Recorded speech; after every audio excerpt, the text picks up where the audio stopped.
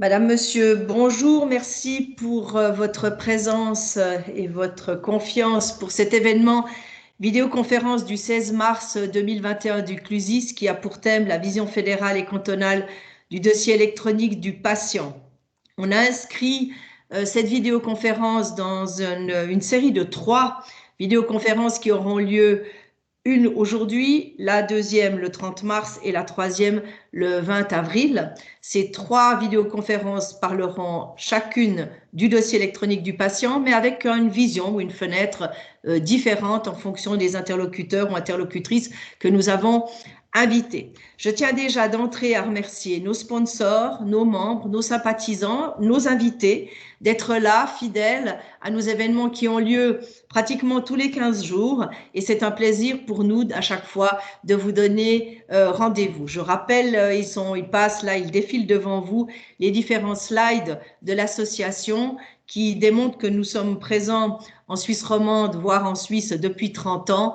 Et c'est toujours un plaisir pour nous de vous organiser des sujets et des objectifs qui sont toujours en relation avec la confiance numérique et ensuite, et en particulier pour ce début d'année 2021 sur la protection des données et je dirais le regard que porte le citoyen ou la citoyenne sur les différents dossiers qui sont pilotés par les cantons, la confédération, les privés, le public et d'essayer de trouver ensemble des solutions. Aujourd'hui, 4 intervenants de qualité. Je les remercie déjà d'avoir accepté de participer à cette vidéoconférence et sans plus tarder, je propose que nous donnions directement la parole à la Confédération et en particulier à Monsieur John Rétaux-Gron, collaborateur scientifique de l'Office fédéral de la santé publique, qui lui va nous présenter le regard de la Berne fédérale sur ce dossier-là. Avant de lui donner la parole, je remercie tout un chacun de bien vouloir couper les micros, d'être attentif à ce que les caméras ne soient pas forcément actives pendant la présentation de notre intervenant. Et puis, je rappelle que vous avez la possibilité, au travers du chat, la petite bulle que vous avez en haut de votre écran, de nous poser toutes les questions que vous désirez durant l'intervention de la personne qui s'exprime ou au terme de la présentation de chacun des 4 intervenants. Au plaisir de vous lire et de vous entendre tout à l'heure et sans plus tarder, je donne la parole à Monsieur Gron. À vous, monsieur. Merci, madame. Bonjour, mesdames et messieurs. Je me permets de me présenter, John Rétaux-Gron. Je travaille à l'OFSP. Je suis le responsable pour l'introduction du DEP du côté OFSP. Alors, le responsable peut être aussi le coupable. Je pense qu'on va entendre encore 2-3 choses aujourd'hui. Je suis suisse-allemand, alors c'est pour ça s'il y a des expressions inhabituelles, je m'excuse, je fais mon mieux. Alors, suivant. Slide. Voilà. Alors, c'est ce qui vous attend dans les quelques minutes qui suivent. L'idée, c'est de d'abord mettre les bases, de dire où on en est avec ce DEP, qu'est-ce que c'est exactement, et surtout à prévenir sur les acteurs, aussi la situation actuelle, la question de l'identité électronique, vu ce qu'il y a eu la votation le 7 mars de LSIE, de parler de ça. Next. Suivant, s'il vous plaît. Alors, ça, je vous laisse lire, c'est une sorte de répétition, c'est pour entrer dans le sujet. Et oui, je vous laisse lire un moment. C'est rien de nouveau, rien de spectaculaire. Ce qui est important pour moi, si on parle un petit peu de la sécurité, ce qui a été demandé de mettre un petit peu le focus là-dessus, j'aimerais souligner le point accessible aux professionnels de la santé impliqués dans le traitement. C'est très important. Et puis, on a vu aussi lors de la certification, il y a eu des discussions. Si on a un professionnel de la santé qui est finalement pas impliqué dans le traitement et de là n'a pas accès dans le système du DEP. Alors, par exemple, aussi un médecin de l'employeur, il est exclu. Le médecin de la caisse maladie, il est exclu, évidemment. C'est très important pour aussi pouvoir clairement avoir une ligne entre ceux qui ont accès au DEP et ceux qui n'ont pas accès au DEP. Et aussi à répéter là, c'est le patient, c'est la patiente qui donne le droit d'accès à quelqu'un d'autre. Et c'est toujours autorisé par les patients et pas par des autres personnes. Alors ça, c'est pour l'introduction. Suivant, s'il vous plaît. Alors, il y a toujours aussi les questions, qu'est-ce que c'est le DEP, qu'est-ce que c'est pas le DEP? Je trouve que ce dessin, il explique déjà tout. Alors, finalement, le DEP, il n'est pas un dossier médical informatisé, c'est quelque chose d'autre et ça se ressemble. Alors, on parle maintenant du dossier électronique du patient, ça veut dire dans la graphique, ce qui est au milieu. Suivant. Alors, si on reprend les objectifs du DEP, aussi ça, je vous laisse lire un moment. Je pense aussi là, il y a rien de nouveau. Je vous rappelle quand même que la loi sur le dossier électronique patient, il est en vigueur depuis 2017. Le message du Conseil fédéral, c'est venu du 2013. Alors, c'est toujours encore les mêmes objectifs. Ça n'a pas changé finalement. Suivant.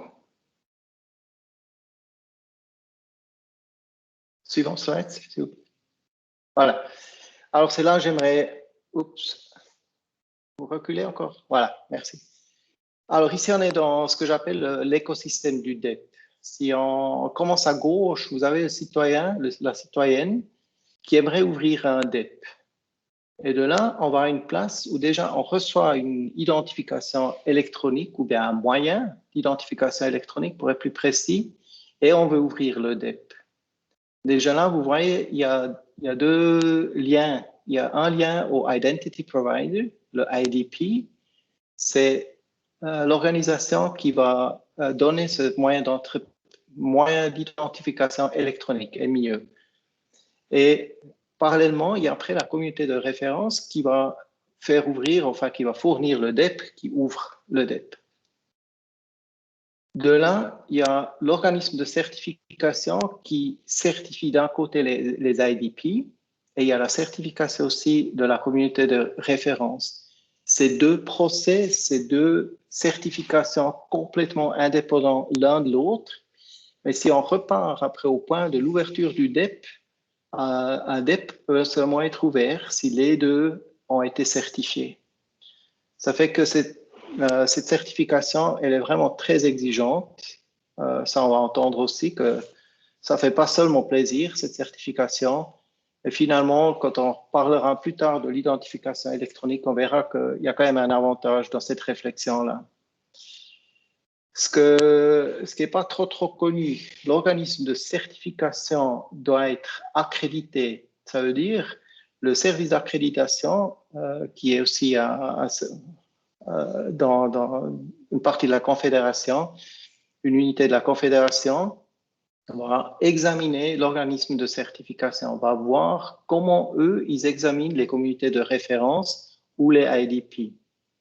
Et seulement si l'organisme de certification peut prouver ce qu'ils arrivent à faire, comment ils le font, comment ils jugent par exemple le risque, ils voient quelque chose, ils disent ah, ça c'est pas l'idéal, mais d'après le risque c'est comme ça et ça donne un résultat que l'organisme de certification est accrédité et qui peut après certifier. Tout ce qu'on parle, bien sûr, il y a eu des révisions, il y a eu des adaptations, tout ça, mais finalement, la loi qu'on connaît, c'est en vigueur depuis le 15 avril 2017. Ce qui est maintenant à savoir, longtemps ça n'intéressait pas grand-chose, c'était que les communautés de référence, surtout l'IDP, et les organismes de certification sont des organisations privées. Et ce qu'il y a maintenant, c'est qu'il y a des décisions à prendre où on dit, ouais, ça doit être l'OFSP qui s'en occupe. Alors, occupez-vous de ça. Après, il y a une discussion parce qu'il y a après des contrats entre ces organisations-là. Ça veut dire l'organisme de certification a un contrat avec la communauté de référence. La communauté de référence, elle, a un contrat avec son IT provider qui met à disposition la plateforme. La communauté de référence a un contrat avec le identity provider. Les contrats, finalement, c'est des éléments qui sont privés. Ça veut dire que l'OFSP en soi n'a rien à dire dans ce contrat-là.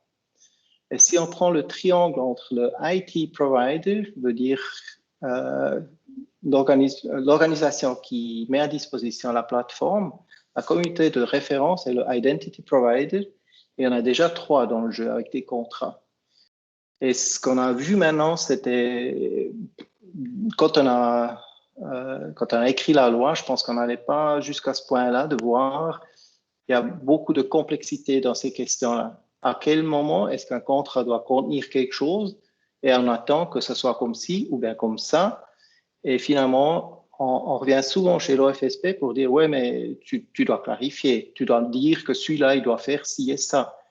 Et si c'est dans le contexte de la loi, on va essayer de faire notre mieux. Mais si c'est un élément du contrat privé, l'OFSP n'a rien à dire. Ça me paraît très important de démontrer que l'OFSP en attend souvent beaucoup, mais ce n'est pas toujours possible de répondre aux besoins. Suivant.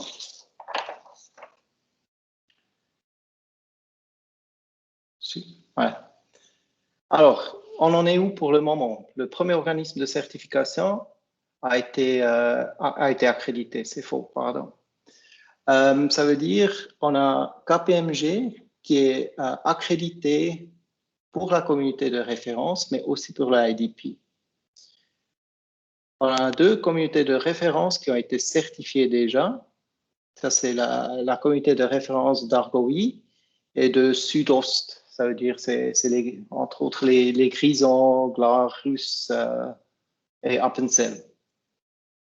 On a 2 éditeurs de moyens d'identification, alors les IDP qui ont été certifiés, c'est ELK avec leur Trust ID et c'est la HIN avec la HIN ID. On attend encore des certifications des communautés de référence, mais aussi d'autres IDP, mais aussi longtemps qu'ils ne sont pas certifiés, on ne peut pas dire trop là-dessus. Maintenant, ce que j'aimerais revenir sur le fait, c'est de ce qu'on avait eu avec la LSIE, alors la loi sur les services d'identification électronique. Quand on avait les discussions autour de cette votation-là, il y avait beaucoup de discussions autour du IDP. Le IDP, il est privé, il a accès à des informations qu'on ne voudrait pas. Et tout à coup, on a eu des demandes chez nous, aussi à l'OFSP, de dire, ouais, mais attention, chez vous, les IDP sont aussi privés. Qu'est-ce qui se passe? Et de là, on nous a demandé aussi de réagir. Et puis, des fois, c'est quand même difficile à dire, ouais, si on réagit, qu'est-ce qu'on réveille? Et puis, si on ne réagit pas, ben, qu'est-ce qu'on a loupé? Ce que je peux vous dire, c'est qu'on aura le newsletter de eHealth Suisse, qui est l'organisation qui coordonne les travaux de la Confédération et des cantons. Dans leur newsletter, ils vont aussi décrire la situation et puis prendre position. Mais j'aimerais aussi profiter de cette occasion d'expliquer les réflexions qu'on se fait à l'OFSP. Alors déjà, l'identité électronique selon le LDEP est utilisée entre guillemets seulement pour l'accès au DEP. L'identité électronique selon LSIE aurait été utilisée d'une manière très vaste, alors pour toutes les transactions commerciales, finalement aussi dans la communication avec les autorités, tout ça. Alors, l'identité que nous, on a dans le DEP est nettement moins puissant, peut-être du côté de l'utilisation. Ça, c'est la première réflexion à faire. Si on regarde ce que le IDP, il sait, ou bien qu'est-ce qu'il ne sait pas, l'IDP, il connaît que le nombre de logins. Il sait que Madame X ou Monsieur Y a essayé d'accéder le DEP 10 fois pendant le mois, ou bien une fois. Mais avec l'identité électronique selon le DEP, le IDP, il n'a aucun accès au DEP lui-même. Ça veut dire qu'il y a la protection des données est garantie là-dessus. La certification qui, comme j'ai déjà dit, et puis comme je pense qu'on va encore entendre 2-3 choses, la certification, elle est très exigeante. Et comme j'avais dit avant, il me semble que ça devient maintenant aussi un avantage, c'est qu'un IDP qui arrive à être certifié, ben, il a fait comme il faut. Et les données sont sécurisées, la protection des données est garantie jusqu'au point qu'on peut garantir quelque chose. Je pense qu'il faut être réaliste dans la vie qu'il n'y a pas une sécurité à 100%, ça n'existe pas en IT. Mais d'après ce que moi je comprends et puis de ce que moi j'ai vu maintenant dans ce procès, le niveau de sécurité est très, très haut. Voilà, ça c'est à dire à l'identité électronique. Je pense qu'on reviendra à ça plus tard. Suivant slide, s'il vous plaît. Alors, on est où maintenant aussi du côté du développement? Il faut pas seulement penser à l'introduction du DEP, mais aussi déjà de vouloir accélérer la mise en œuvre, de voir comment on peut encore développer le DEP. Et là, j'aimerais souligner, il y a le postulat Verli. Et puis, le postulat Verli, c'est que faire encore pour qu'il soit pleinement utilisé, le DEP. Et ce postulat, il est en traitement maintenant. On essaie de voir beaucoup de mesures. On essaie de les comprendre d'une manière, qu'est-ce qu'on pourrait faire pour vraiment que le DEP profite. Et c'est le conseiller fédéral qui va après répondre à ce postulat au courant de l'été. Et de là, après, on dérive des mesures pour vraiment pouvoir accélérer la mise en œuvre du DEP. Ça, c'est ce que je suis en train de travailler concrètement dessus. C'est d'analyser ces mesures, de voir qui pourrait faire quoi, s'il y en a une mesure X ou Y, qui peut prendre la responsabilité, qui va aussi payer finalement, et tout ça dans l'intérêt du développement du DEP. Voilà, ça c'est de mon côté ce que j'avais à présenter. Et puis, je ne sais pas comment on fait maintenant avec les questions. Je laisse la régie décider là. Écoutez, je vous laisse en ligne. J'ai juste une première question. Selon vous, l'entrée en vigueur de ce DEP, c'est quel calendrier? Alors, vous parlez maintenant de Betriebsaufnahme ou bien? Oui? Alors ça, pour moi, ça sera dans les semaines et mois qui suivent. D'accord. Avant l'été, oui. Avant l'été. Ah oui. Merci. Lorsque vous indiquez que la certification est très exigeante, qu'est-ce que vous mettez derrière le mot exigeant? C'est surtout l'aspect technique. Ça veut dire il y a les plateformes qui ont été construites, c'est des entreprises connues et ces entreprises, ils savent aussi comment gérer la protection des données. Et on a vu que quand on allait vraiment dans les détails, il y a une partie des gens, ils ont dit ouais, mais c'est exagéré, ça il faut pas faire, ça il faut pas faire non plus. Et de l'autre côté, la loi avait défini assez clairement quelles sont les exigences. Veut dire, par exemple, si on regarde le storage, alors le Speichern, Abspeichern der Daten, alors ça doit être vraiment, c'est séparé physiquement. Si alors une entreprise qui offre une plateforme pour le DEP, ils doivent sauvegarder les données séparément, aussi physiquement séparément. Ok, merci beaucoup. J'imagine que les questions vont arriver dans les parties suivantes. Je ne vois pas pour le moment de questions écrites. Ce que je propose, alors, c'est que nous donnions la parole à Monsieur Patrice Hof, qui est le secrétaire général de CARA. Je remercie Monsieur Karim Djebaili s'il veut bien couper sa caméra. Ce serait très aimable à lui. On a le plaisir de l'avoir en plein écran. Voilà. Et puis, je propose à Monsieur Patrice Hof de nous rejoindre. Que se passe-t-il? Il n'apparaît plus. On ne vous voit pas et on ne vous entend pas. Là, vous me voyez. Et on vous voit et on vous entend. Alors, je vais tenter de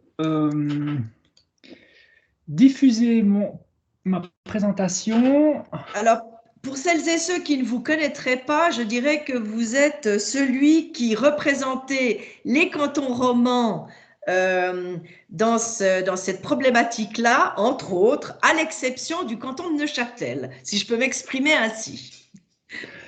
Je vous laisse la parole. Vous pouvez. Est-ce que vous voyez ma présentation? On la voit, monsieur, c'est parfait. Très bien. Merci. Alors, Ça me permet, merci pour l'invitation et l'opportunité que vous me donnez de présenter rapidement CARA et le point de vue de ces cantons romans sur ce dossier électronique du patient.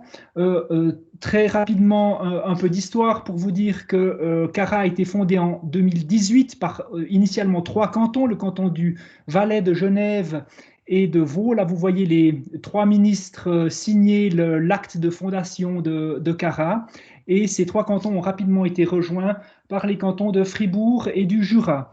Donc les 5 cantons romans que j'ai cités se sont unis pour mutualiser leurs compétences, pour mutualiser leurs ressources, afin de pouvoir monter une seule plateforme, un seul outil, et finalement développer tous ensemble la santé numérique sur leur territoire au profit de leur population et de leurs prestataires de soins.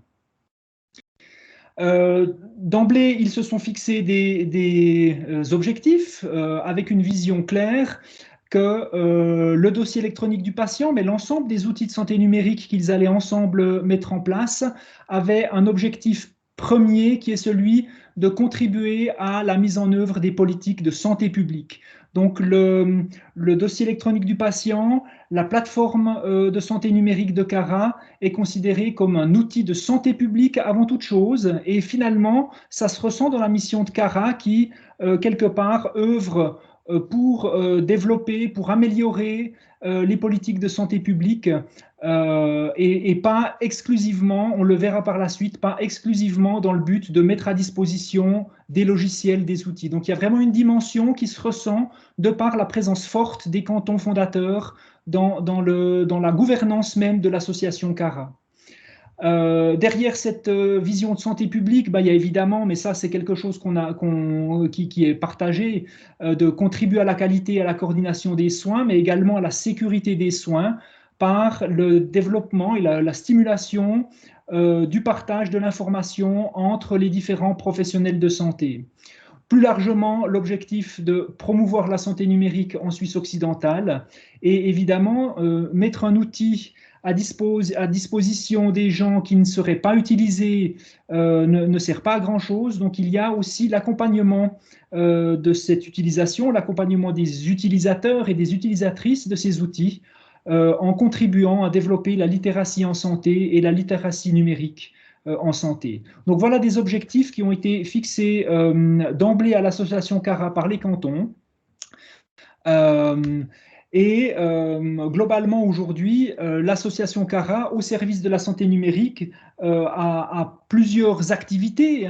Non seulement on développe et on met à disposition des outils de santé numérique, et prioritairement le dossier électronique du patient, mais nous avons aussi un rôle, outre d'organisation interne et de coordination intercantonale, un rôle important d'accompagnement, où nous accompagnons à la fois les prestataires de soins dans les changements qui sont induits par ces nouveaux outils, mais également les patients, les citoyennes, les citoyens qui sont amenés qu'on va encourager à utiliser ce dossier électronique du patient avec l'appui d'associations de patients, avec l'appui d'intermédiaires qui sont directement en lien avec la population pour justement, avec l'objectif de faire de ces outils des outils largement utilisés.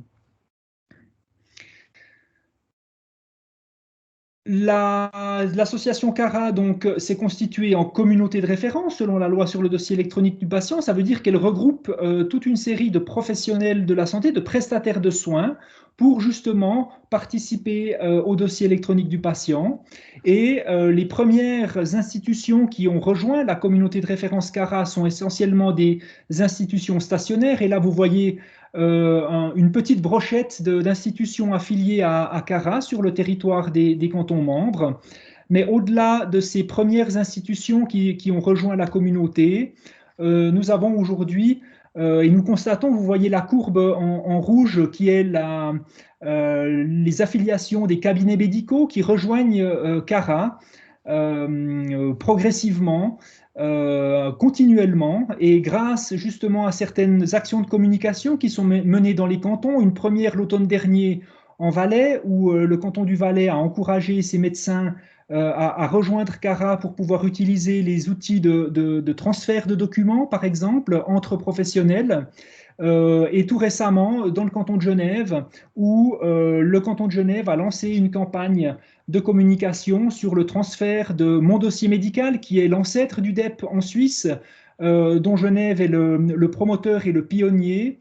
Et Mon dossier médical, donc, qui va prochainement rejoindre, enfin se fondre dans CARA pour permettre aux utilisateurs actuels de Mon dossier médical de retrouver leur DEP sur la plateforme CARA. Donc là, c'est une grosse opération qui aura lieu dans les prochains mois et CARA se prépare justement à accueillir alors d'ores et déjà les différents professionnels de la santé qui utilisent Mon dossier médical, mais très prochainement également l'ensemble des patientes et des patients qui retrouveront leurs documents de santé dans le dossier électronique du patient de CARA.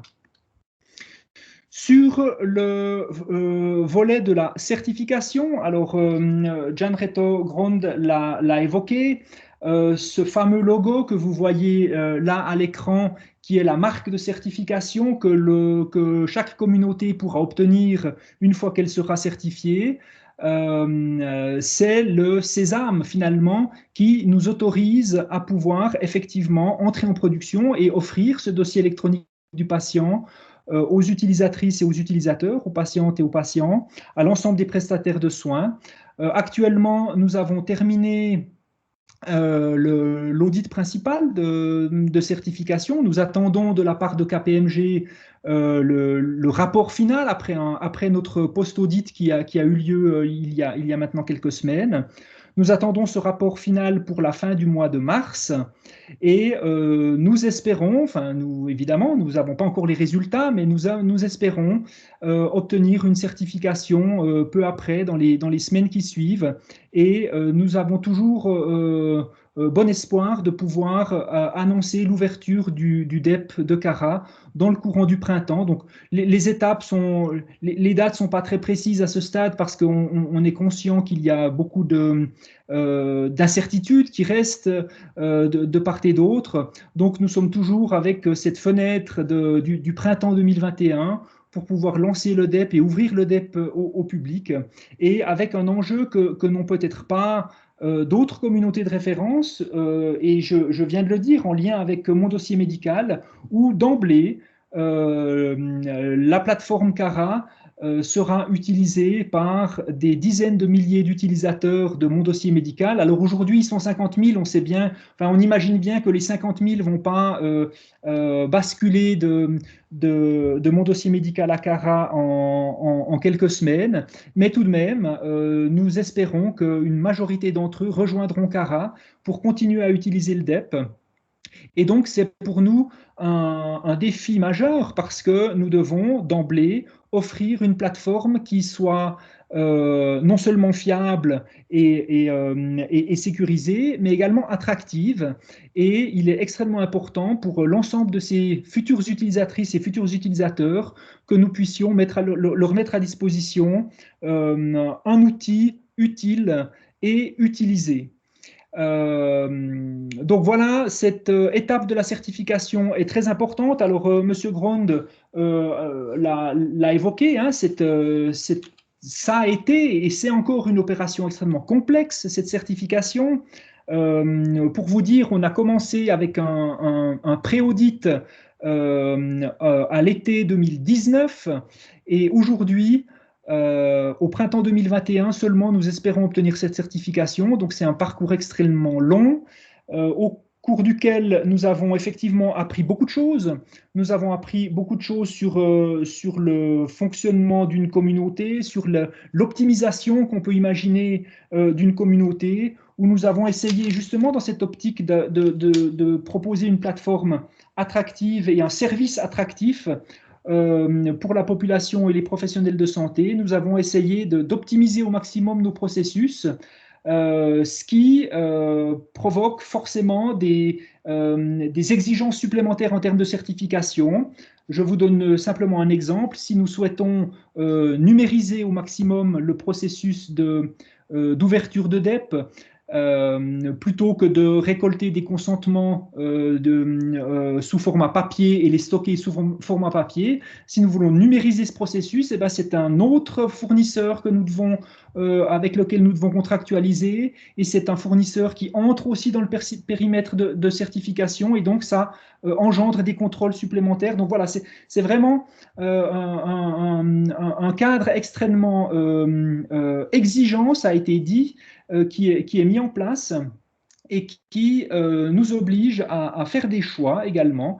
Et là, nous avons fait le choix de répondre à cette exigence et malgré les difficultés à devoir mettre en place toute une série d'éléments prévus par la certification, nous avons quand même décidé d'optimiser des processus dans ce sens-là. Donc, voilà pour cette thématique de la certification. Un autre thème important qui est évidemment extrêmement lié à celui de la certification, c'est le thème de la sécurité des données. Et c'est, je crois, ce qui nous réunit tous aujourd'hui prioritairement, cette question de la sécurité des données.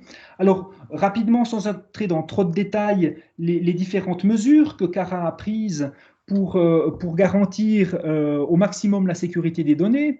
Dans un premier temps, et ça c'était une exigence de certification, nous avons mis en place un dispositif de sécurité de l'information et de protection des données complet qui remplit une large part des exigences de la norme ISO 27001.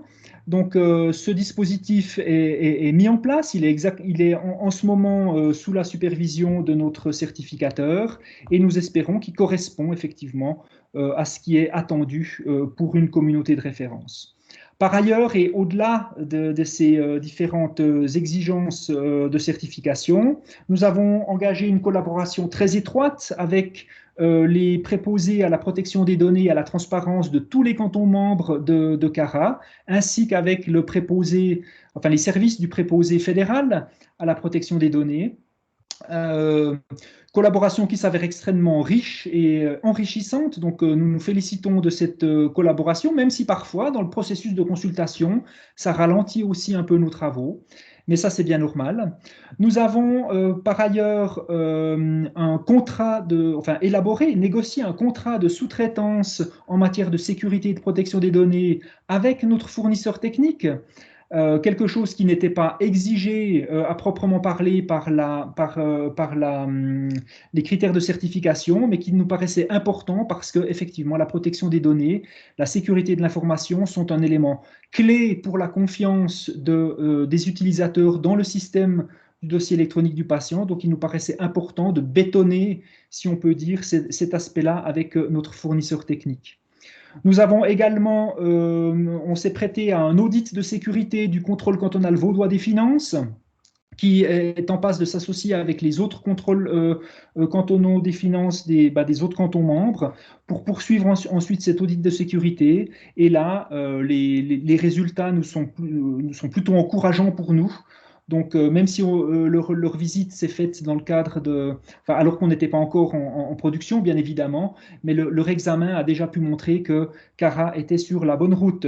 Et enfin, il y a plein d'autres choses, mais je termine cet inventaire ici avec des tests de pénétration indépendants que CARA compte mener. Enfin, nous allons mandater une société pour mener des tests de pénétration sur la plateforme CARA, indépendamment de ceux effectués dans le cadre de la certification et indépendamment de ceux effectués par nos fournisseurs techniques, pour avoir aussi un point de vue externe, complètement externe à l'Eurosystème, sur notre plateforme avant de la mettre à disposition du public. Voilà quelques mesures que nous comptons prendre, que nous avons déjà pris et que nous comptons prendre en matière de sécurité des données.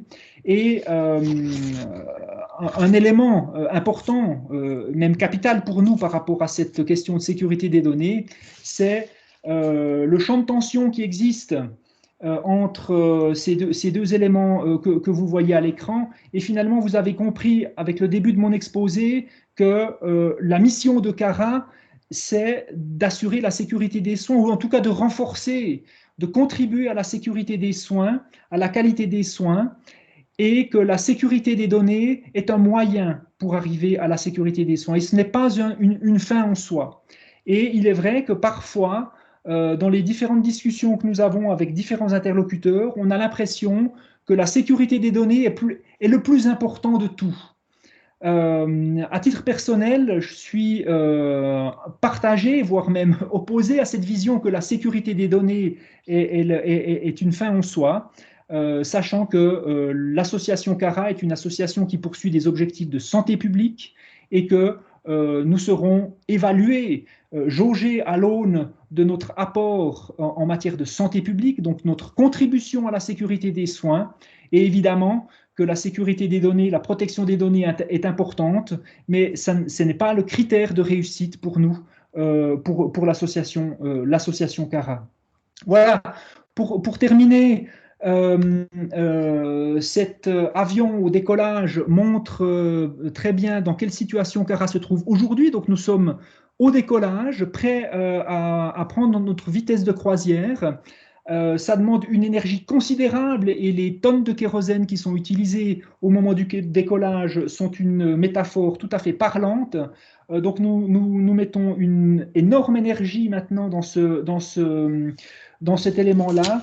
Et comme les organisatrices de cette conférence m'avaient demandé d'établir un peu les forces et faiblesses du dossier électronique du patient, au moment où nous allons démarrer et décoller avec cet avion, j'identifierai une force majeure dans le dossier électronique du patient, c'est que le DEP est une première étape indispensable dans la mise en réseau des professionnels de santé et le partage d'informations sanitaires entre les professionnels, mais également avec les patients. Et ça, c'est un élément capital. Je crois que nous ne mesurons pas aujourd'hui l'impact qu'aura cette mise à disposition des informations sanitaires aux patients. Nous ne mesurons pas l'impact que ça aura sur le système de santé et nous nous réjouissons de pouvoir participer à cette évolution majeure. Parmi les faiblesses, ça a été aussi déjà évoqué par Jan Retto Grond. Nous estimons que le cadre légal aujourd'hui est trop restrictif. Par exemple, pour assurer des outils conviviaux, attractifs, les restrictions, typiquement à l'aune de la protection et de la sécurité des données, par exemple, sont trop importantes et nous empêchent de développer une plateforme de santé numérique qui réponde véritablement aux attentes à la fois de la population et des professionnels de santé. Donc un cadre légal trop restrictif avec une complexité excessive sur bien des aspects. Alors, la certification en est une, mais les différentes spécifications techniques liées aussi à l'exigence d'interopérabilité, que je ne remets pas en cause, mais c'est un constat que le fait qu'il y ait dans le paysage national plusieurs communautés avec plusieurs outils différents qui doivent communiquer ensemble, ça ajoute une complexité qui est aujourd'hui pas encore résolue. Et donc, même si nous sommes sur le point de décoller, nous ne sommes pas encore sûrs que nos différents DEP pourront communiquer entre les différentes communautés. Donc, une complexité excessive qui, évidemment, a aussi un coût. Et dans le cas de CARA, c'est un coût qui est supporté par les pouvoirs publics. Donc, c'est un enjeu particulier que nous avons aussi par rapport à cet élément-là. Cette force et ces faiblesses que j'évoque là nous mettent face à un défi tous ensemble, nous les communautés, mais également évidemment l'OFSP et probablement aussi les organismes de certification et l'ensemble des acteurs sur le terrain du dossier électronique du patient. Ce défi, il est aussi mis en lumière, et Jan Retto Grond l'a évoqué par le postulat Verly, c'est que nous devons faire décoller cet avion et nous devons le maintenir en vitesse de croisière. Et pour cela, pour que ça marche, pour que l'avion soit utile et pour que cet avion arrive à bon port, nous devons fédérer le plus grand nombre de professionnels de santé, de citoyennes et de citoyens autour de cet outil de santé numérique qu'est le dossier électronique du patient. Et donc, nous avons beau avoir un outil extrêmement sécurisé, inviolable, absolument fiable, s'il n'est pas utilisé, ce sera des investissements perdus pour tout le monde. Donc l'enjeu maintenant aujourd'hui, en tout cas du point de vue de CARA et des cantons membres de CARA, l'enjeu majeur, c'est de fédérer le plus grand nombre de professionnels, d'encourager, de motiver ces professionnels à l'utilisation du DEP, et toutes les mesures qui facilitent l'adhésion des professionnels et des patients à l'utilisation de cet outil de partage, toutes les mesures doivent être prises aujourd'hui le plus vite possible. Voilà le message que je souhaitais transmettre, toujours dans une optique d'améliorer la qualité et la sécurité des soins. Je vous remercie et je reste à votre disposition. Monsieur O, je vous remercie infiniment pour cette plaidoirie dense et ce décollage CARA, là, effectivement, dans un ciel absolument bleu, étincelant. Je me permets juste une remarque, mais je pense que ça viendra tout à l'heure. Il est vrai que tout ce qui vous est demandé est très lourd en termes de procédures, de process, etc. Mais j'ai le sentiment que le maître mot de l'exercice, c'est la confiance. La protection des données, elle prendra moins d'importance dans le discours et dans l'analyse le jour où la confiance numérique sera totalement établie entre les acteurs et les utilisateurs du dossier électronique du patient, en l'occurrence le patient ou la patiente qui sera en lien avec son dossier. J'ai l'impression que c'est le maître mot parce que on l'a vu dans le débat qui a eu lieu sur l'e-ID, la confiance numérique, ça a été un des points forts qui a fait que, entre autres, qui a fait que le dossier n'a pas passé. Je me permets juste une question. Vous avez fait référence au préposé à la protection des données, le préposé fédéral. Est-ce que vous êtes également en contact avec les préposés cantonaux? Oui, absolument. Donc nous avons, j'ai pas la prétention d'avoir créé un petit réseau entre eux, mais disons c'est vrai que nous les réunissons régulièrement. Donc les préposés cantonaux et les services du préposé fédéral, et nous échangeons sur différents sujets d'actualité ou des éléments qui nous chicanent, sur lesquels nous demandons leur éclairage.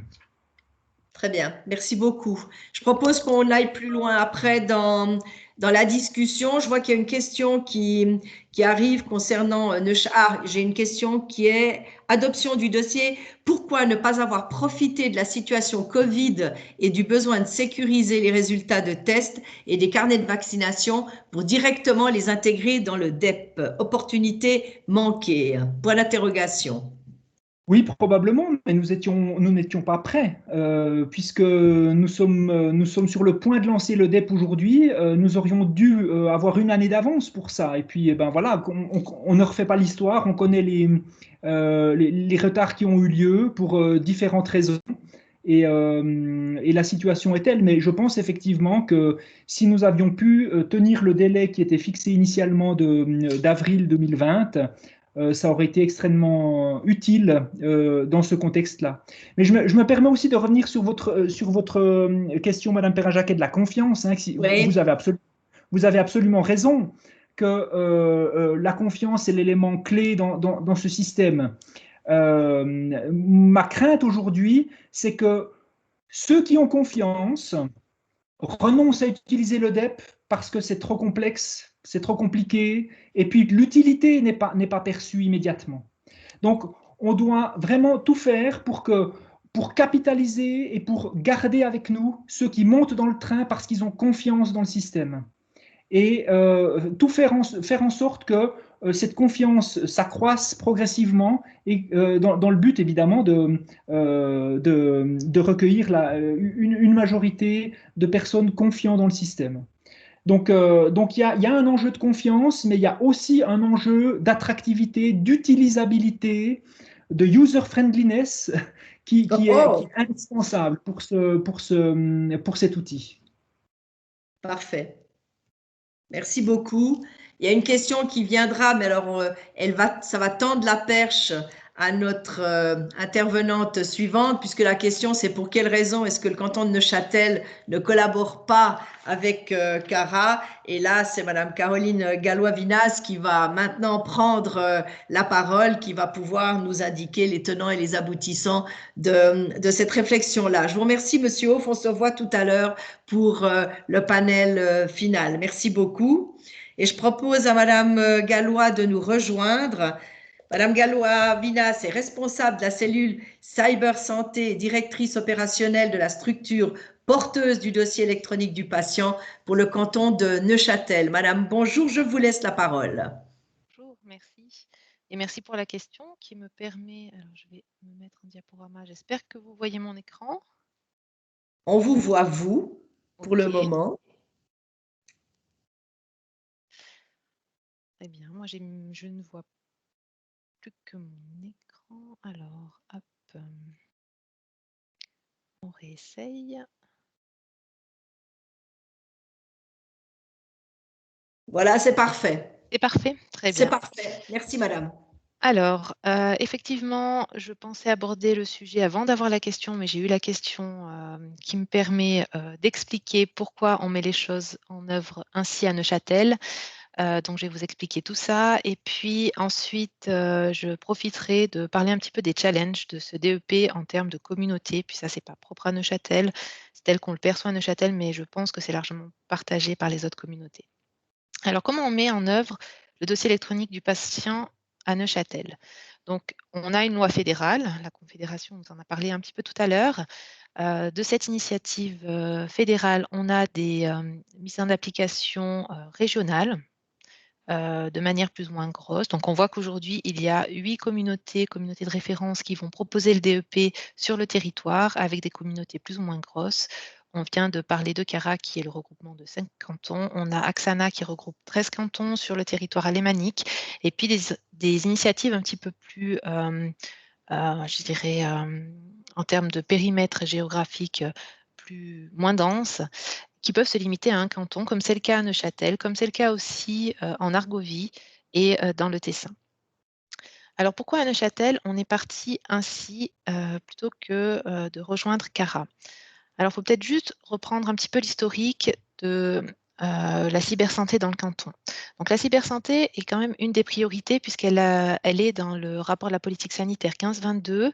Donc c'est une mesure qui indique que l'on doit favoriser avec cette cybersanté le fait que les professionnels et les patients puissent disposer des informations complètes au bon moment pour permettre une prise en charge de qualité, sûre et efficiente.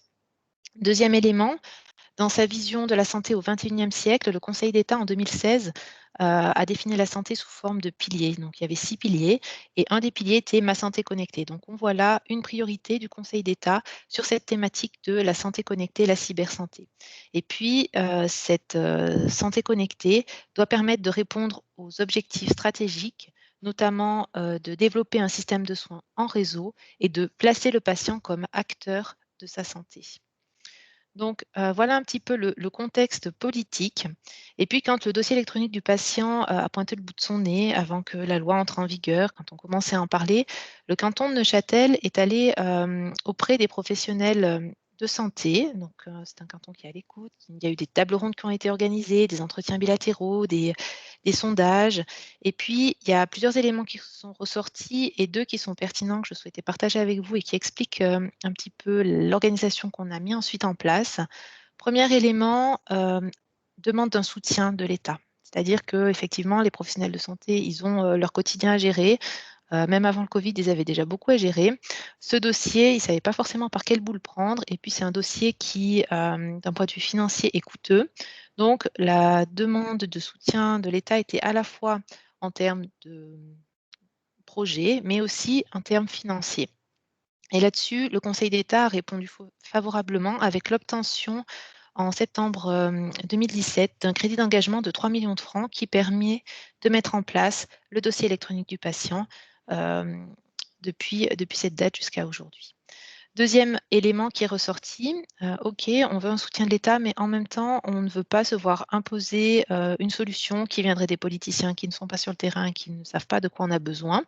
On veut co-construire ce dossier et participer activement avec vous.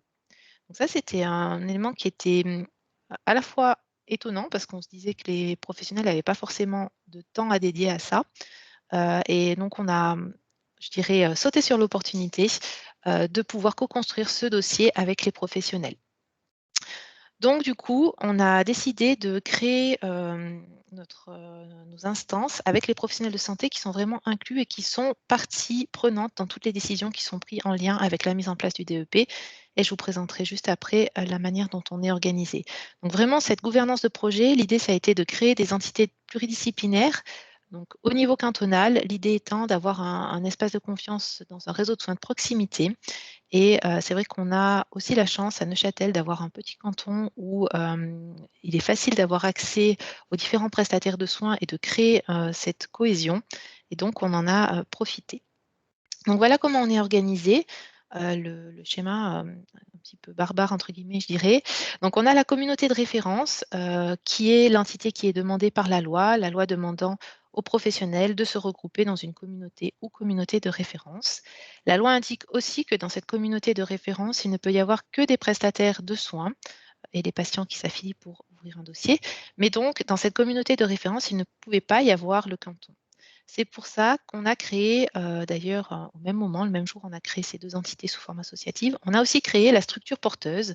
Et c'est cette structure qui va finalement porter la construction et puis par la suite l'exploitation du DEP. Donc la communauté de référence a délégué toute la gestion opérationnelle de la mise en place du DEP à cette structure.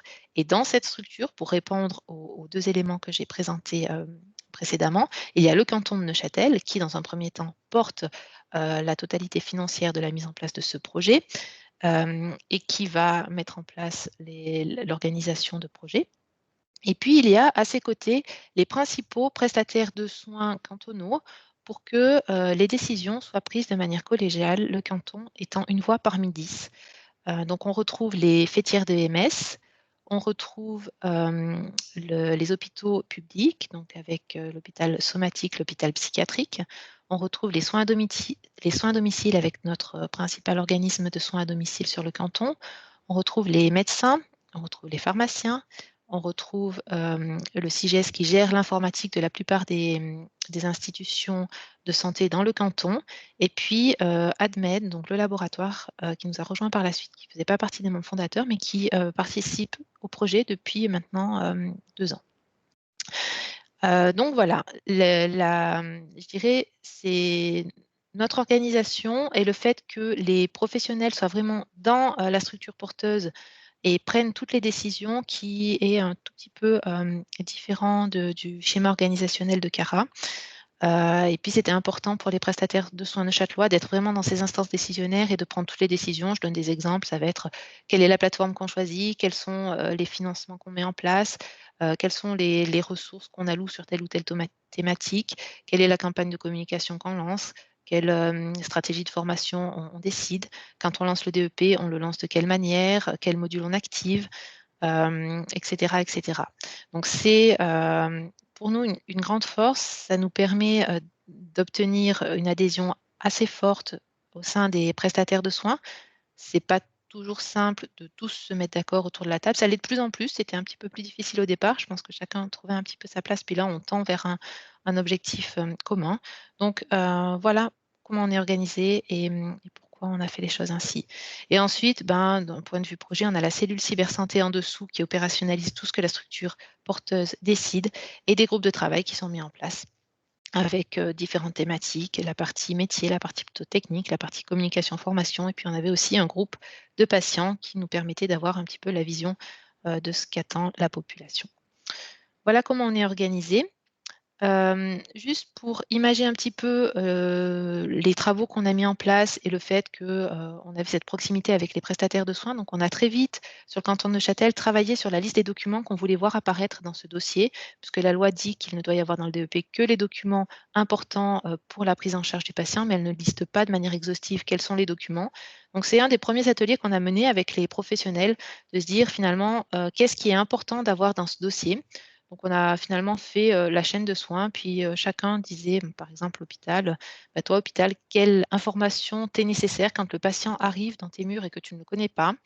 Eh bien, moi, j'aimerais avoir peut-être le DMST, donc le dossier médico-social de transfert, si ce patient vient d'une autre institution ou est suivi par les soins à domicile. J'aimerais avoir la lettre d'adressage du médecin s'il vient de manière élective. J'aimerais avoir les derniers résultats de laboratoire qui ont été faits, etc. Et puis, on s'est posé la question à chaque fois et on est arrivé à cette liste de documents qu'on dépose dans le DEP. On a, je dirais, une quinzaine de documents différents. On a essayé d'être assez restrictif pour qu'on ne retrouve pas trop d'informations sur le DEP, parce qu'ensuite, quand on cherche la bonne information, ce n'est pas forcément évident, même si la plateforme a des filtres et qu'elle l'aide à ça. On a quand même essayé de se concentrer sur le minimum nécessaire pour la continuité de la prise en charge. Voilà. Ce qui était important pour nous de partager avec vous, c'est les points d'attention qu'on mène sur l'élaboration de ce dossier et quelles sont les clés de réussite pour nous. Donc pour nous, voilà, on vient d'en parler, mais c'était essentiel d'avoir une implication forte de l'ensemble des prestataires de soins dès le départ de ce projet pour qu'ils se l'approprient, entre guillemets, et puis qu'on essaye de faire quelque chose qui réponde à leurs besoins. La communication, pour nous, c'est vraiment important de communiquer auprès des différentes parties prenantes, ça veut dire les prestataires de soins, pour qu'ils sachent ce que c'est que le DEP, ce qui va arriver, comment ça va arriver, en faire des ambassadeurs du DEP pour qu'ils puissent en parler positivement dans leur corporation et puis faire en sorte que les personnes qui seraient sceptiques deviennent convaincues, mais aussi en faire la promotion auprès des patients. C'est vrai qu'on se pose souvent la question, est-ce que le DEP va marcher par les professionnels ou par les patients? Est-ce que c'est les professionnels qui vont proposer le DEP à leurs patients ou est-ce que c'est les patients qui vont demander à leurs professionnels de rentrer dans le DEP parce qu'ils en ont entendu parler? On pense que ça viendra plutôt des prestataires de soins. Puis après, on espère qu'il y aura un cercle vertueux qui va se créer. Large communication auprès des patients aussi. Et là, on a un petit challenge. Je commence à empiéter sur la deuxième partie, mais c'est vrai qu'il faut communiquer de manière vulgarisée. Il faut que les patients comprennent ce que c'est que le DEP. Il y a un certain nombre de règles de gestion qu'ils doivent comprendre. Donc, il faut essayer de communiquer pour rendre le DEP attrayant et simple. Et donc, dans cette communication, il faut effectivement que cette communication, qu'elle soit pour les prestataires de soins ou les patients, elle soit claire et puis elle soit rassurante, notamment en termes de sécurité. Il faut que quand on décide de s'inscrire au DEP, le processus soit facile, sinon on risque de perdre plus d'une personne. Donc, ça veut dire qu'on va essayer d'être au plus proche des centres de santé. Donc, l'idée, c'est de pouvoir mettre des stands dans l'hôpital ou dans les cabinets de groupe ou dans les pharmacies. On profite de l'opportunité, puis je réponds peut-être un petit peu à la question qui a été posée préalablement, justement du Covid, de se dire est-ce qu'on ne va pas mettre des stands dans les centres de vaccination Covid, puisqu'on a énormément de passages dans ces centres de vaccination. Et puis, le lien entre la vaccination Covid et le DEP, pour l'instant, comme l'a dit M. Hoff préalablement, c'est un tout petit peu tôt. Par contre, ce qu'on est en train de faire, c'est comme il y aura un lien à terme entre mesvaccins.ch et le DEP, on fait en sorte que les vaccinations soient rentrées dans mesvaccins.ch et qu'ensuite elles puissent venir dans le DEP par ce biais-là. Voilà comment on est en train de mettre les choses en place tout de suite, puisque le DEP n'est pas là, mais que mesvaccins.ch lui fonctionne très bien. Ensuite, il faut accompagner le patient. Ce n'est pas le tout d'obtenir son consentement puis qu'il ouvre son dossier. Si c'est quelqu'un qui n'est pas forcément très à l'aise avec l'informatique, ce qu'on va faire, c'est que dès l'inscription, on va lui proposer de faire la première saisie des droits d'accès. Comme ça, on facilite un petit peu cette inscription. Et puis, l'idée, on en a parlé tout à l'heure, j'en reparlerai aussi, pour pouvoir accéder au DEP, on a besoin d'une identité électronique sécurisée. L'idée, c'est de pouvoir faire les deux au même endroit, de ne pas dire aux patients, bon, bah là, vous êtes à l'hôpital, on vous fait l'ouverture de votre DEP, puis pour l'ID, allez à la commune. Ou voilà. On va essayer dans l'utilisation du DEP dans la partie généralisée, parce que vous verrez qu'on a un projet de soins coordonnés qui va démarrer comme un projet pilote. Mais dans la partie généralisée, c'est vraiment l'objectif de pouvoir tout faire à un endroit pour que la personne n'ait pas à se déplacer, que ce ne soit pas trop compliqué.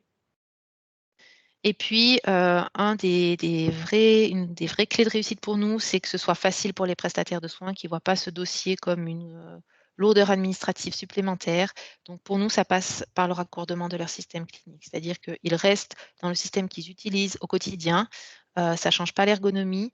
Et puis, l'idée, c'est d'avoir simplement un petit bouton qui leur permettrait d'accéder aux documents disponibles dans le DEP et puis de faire un dépôt automatique dans le DEP pour qu'il n'y ait pas des manipulations contraignantes supplémentaires à réaliser. Voilà, et donc ensuite, proposer un accompagnement privilégié aux patients, aux prestataires de soins. Ça peut passer par l'outline, ça peut passer par une présence sur les différents sites. On a la chance d'être un petit canton, donc il ne faut pas s'en priver. Voilà un petit peu les points d'attention et clés de réussite. La dernière thématique, mais on a un peu de la peine à le faire aujourd'hui, c'est inclure le DEP dans une dimension cybersanté plus large. Voilà, le DEP, pour nous, c'est vraiment une première marche dans quelque chose de plus large.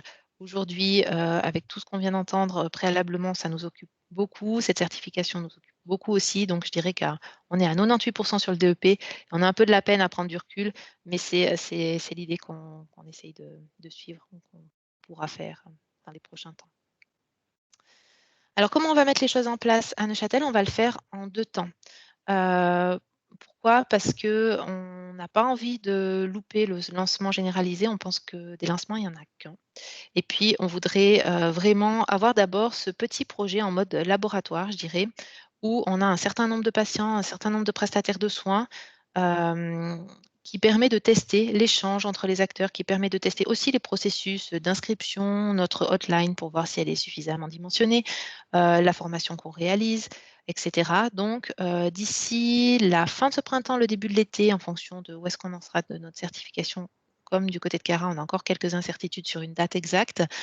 On lancerait donc ce DEP de base sur les patients diabétiques avec une cible de 500 patients maximum et puis un panel de prestataires de soins qui nous permettra de constituer toute la chaîne des acteurs sur un nombre, j'allais dire, limité. Donc, on aura 2 hôpitaux, 4 EMS, un service de soins à domicile avec 5 infirmiers indépendants supplémentaires, 45 médecins, une vingtaine de pharmaciens. Et puis, pour ces acteurs-là, au départ, on voulait qu'ils aient tous leur système primaire intégré. La réalité technique est un petit peu plus compliquée que ce qu'on l'avait imaginé. Donc, du coup, certains auront leur système primaire intégré, d'autres utiliseront le portail web pour pouvoir accéder à ce DEP. Voilà ce qu'on pense mettre en place. Et puis, l'idée, ce serait d'avoir ce projet de soins coordonnés pendant 3-4 mois et d'ici l'automne, pouvoir lancer une utilisation généralisée du DEP, toujours sur le DEP de base. On mettrait les modules additionnels qui apporteraient un petit peu plus d'attrait dans un deuxième temps. Et donc, à partir de l'automne, tous les patients, tous les citoyens neuchâteloises pourront utiliser le DEP, de même que tous les professionnels de santé. Donc voilà comment on met les choses en œuvre, comment on pense les mettre en œuvre. Et puis, depuis 2 ans qu'on travaille sur ce projet et on n'est pas au bout, on a un certain nombre de challenges à relever. Alors, il y a la loi qui nous en pose quelques-uns. Ce caractère doublement facultatif, le fait que les patients n'aient pas l'obligation et puis qu'on soit dans un opt-in, c'est-à-dire que c'est le patient qui doit venir proactivement à un comptoir, dire qu'il est intéressé d'ouvrir un DEP. Voilà, c'est pas tout simple. On voit, si je prends l'exemple de Genève, qui effectivement est pionnière en la matière, mon dossier médical, au bout de 7-8 ans, ils ont eu 10% de opt-in. Si on regarde en Autriche comment ça se passe, en Autriche, c'est l'inverse, c'est-à-dire que par défaut, on a un dossier ou l'équivalent d'un DEP, et puis on peut demander à le fermer. Et bien là, il n'y a que 3,33% des gens qui font la démarche de dire non mais moi je ne veux pas de DEP, fermez-moi ce DEP. Donc on voit que le fait qu'on soit dans cette démarche de opt-in, c'est un challenge pour les communautés. Il va falloir communiquer, il va falloir rassurer, il va falloir vraiment mettre le paquet pour que les patients soient intéressés de rentrer dans cette démarche. Et le fait que pour l'instant l'obligation légale elle soit limitée aux prestataires de soins stationnaires, c'est aussi un challenge. pour nous, comme pour Cara, le DEP est vraiment un dossier de santé publique. Et si on a simplement les informations des hôpitaux et des EMS, le dossier sera lacunaire. Donc, c'est vraiment très important d'enrôler l'ensemble des prestataires de soins, comme on le fait sur le projet de soins coordonnés. On avait un timing relativement court pour la mise en place. Bon, voilà, du coup, on a un an et demi de retard. Donc, effectivement, ce timing était court. Le fait que le DEP soit géré par le patient, c'est aussi un challenge. Il y a vraiment un changement de paradigme. Jusqu'à présent, c'était le dossier du professionnel, le patient. Bien sûr que les données, elles appartiennent au patient, mais le patient avait assez peu accès à ces données de santé. Donc, c'est un nouveau rôle pour le patient. Il y en a qui sont très motivés de le prendre, d'autres moins. Il faut aussi s'imaginer que les patients ils vont avoir accès à des données médicales. Et puis, on se pose beaucoup la question de savoir est-ce qu'il faut avoir des compétences en santé pour ouvrir un DEP? C'est-à-dire, est-ce qu'il faut avoir un certain niveau de connaissance pour être capable d'avoir accès à ces informations? Ou est-ce que c'est le DEP qui va améliorer les compétences en santé des gens? Puis, voilà, on ne sait pas trop, mais c'est vrai qu'il faudra s'attendre à ce que les patients ne comprennent pas forcément tout, ou alors à ce que les professionnels vulgarisent un peu plus. Voilà. Il y a quand même des questions à ce niveau-là. Et puis, il y a de nombreuses règles de gestion sur les droits d'accès. Et puis, il va vraiment falloir qu'on explique tout ça, qu'on vulgarise tout ça pour que les gens puissent le comprendre. Et puis, d'autres challenges, je m'en arrêterai là. Donc, on est sur un marché qui est relativement peu ouvert. Hein. On a 2 organes de certification, KPMG et SQS, pardon, le SAS est l'organe qui accrédite les organes de certification. On a peu de fournisseurs de la plateforme, on a peu d'IDP, de fournisseurs d'identité électronique. Donc, on est quand même, en tant que communauté, un peu captif, entre guillemets. Ce n'est pas toujours une position évidente. Voilà. Et puis, si on veut revenir sur cette question des identités, enfin cette thématique des identités électroniques sécurisées, c'est clair que la votation du 7 mars, avec un refus assez massif de la population de remettre des identités électroniques aux mains d'organismes privés, est un challenge supplémentaire. Voilà, aujourd'hui, on a dit, hein, il n'y a que 2 fournisseurs d'identités privées qui sont certifiés. Ben, ce sont des organismes privés. Le 3e qui est en vue de l'être est aussi un organisme privé. Alors, effectivement, M. Grand nous a expliqué que c'était que pour accéder au DEP, voilà, il y a tout ça, mais il va falloir, encore une fois, qu'on l'explique à la population et ça risque de mettre des freins au projet. Voilà. J'en ai fini avec ma présentation. Je ne sais pas si vous avez des questions ou plus tard dans le cadre de la table ronde. Merci beaucoup, Madame. Non, je n'ai pas de questions écrites actuellement, mais si je me réfère aux slides que vous nous présentez concernant justement le rôle du patient qui devrait pouvoir gérer son DEP, qu'en est-il des membres de la famille du dit patient? Parce que lorsqu'on a des patients âgés, comment est-ce qu'on accède? Est-ce qu'il y a la possibilité dans vos réflexions d'accéder au dossier électronique du patient qu'il a mis en place lui-même en définissant ce qu'il a envie de mettre à l'intérieur du dossier? Alors effectivement, pour les patients qui n'ont pas la capacité ou la volonté de gérer leur dossier, ils ont la possibilité de déléguer la gestion de leur dossier à un tiers qui peut être un membre de la famille, effectivement. Et à ce moment-là, ça va être le membre de la famille qui, avec ses propres identités sécurisées, accéderait au dossier du membre de sa famille. D'accord, d'accord. Merci beaucoup. Merci pour la réponse. Je vous en prie. Je propose alors que nous prenions notre prochain intervenant. Et là, je donne la parole à Monsieur Christian Hisch, qui est chef de projet informatique médical CIGES à Neuchâtel. Je vous laisse arriver à l'écran, monsieur. Oui, voilà. Voilà, et voilà, nous partageons vos slides et je vous laisse la parole. Merci beaucoup. Très bien, merci à vous. Je vais lancer tout ça, voilà. Moi, je vais un petit peu aborder le sujet d'une façon différente, puisque mon objectif, c'est de dire un petit peu, maintenant qu'on a eu un peu de théorie, de passer un peu à la pratique, de finalement expliquer comment les institutions de santé publique prévoient de mettre le DEP en pratique, en musique, pour que ça fonctionne. Et ce que je vais présenter finalement, c'est dimensionné à l'échelle de grandes institutions, principalement l'hôpital somatique, pour l'exemple de ce soir. Mais finalement, dans l'approche et dans la démarche, on n'est pas très différent entre ce qu'il faut faire pour un hôpital et les réflexions qu'il faut conduire et pour un prestataire privé. Rapidement, donc le CIGES, ça a été très brièvement dit. Le CIGES, c'est le service informatique de toutes les institutions de santé publique du canton de Neuchâtel, donc l'hôpital cantonal somatique, psychiatrique, les soins à domicile et les EMS. Et je représente aujourd'hui ces différentes institutions. On a une vision très large de la santé neuchâteloise et de l'informatique de santé en touchant à toutes ces institutions et en travaillant jour après jour à leur côté. Évidemment, le réseau hospitalier neuchâtelois, qui est donc l'hôpital cantonal somatique. Au niveau du sommaire de la présentation, mon idée, c'est de parcourir un peu le chemin en partant du DPI, le dossier patient informatisé. D'ailleurs, quelle est la différence entre le DPI et le DEP, jusqu'à l'implémentation du DEP, et puis de découvrir au fil de ce chemin, finalement, les différentes étapes qui permettront d'atteindre les buts visés, à savoir comment on s'organise, comment on intègre, comment on convainc aussi les professionnels de l'hôpital de la pertinence de ce DEP et finalement, comment concrètement on va tenter de mettre tout ça en route. Voilà donc pour le chemin qu'on va parcourir ensemble dans ces prochaines minutes.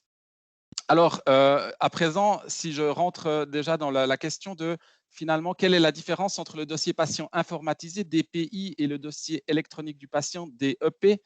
Donc, le dossier patient informatisé DPI, c'est le système primaire, comme on a pu l'entendre parler dans les présentations précédentes, le système primaire utilisé pour la prise en charge de soins dans une institution, dans un hôpital, chez un privé.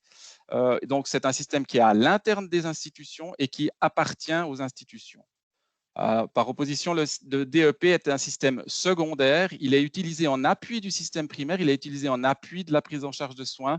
Il est à l'externe des institutions et évidemment, il ne leur appartient pas. Elles n'ont donc pas grand-chose à dire, à part dans le canton de Neuchâtel, pour son évolution.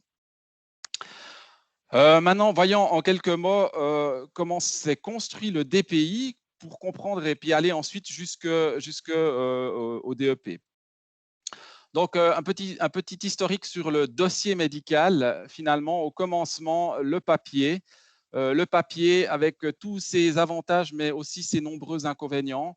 Une expédition lente, d'un point A à un point B, et finalement des professionnels qui dialoguent entre eux de manière plutôt fragmentée et peu coordonnée.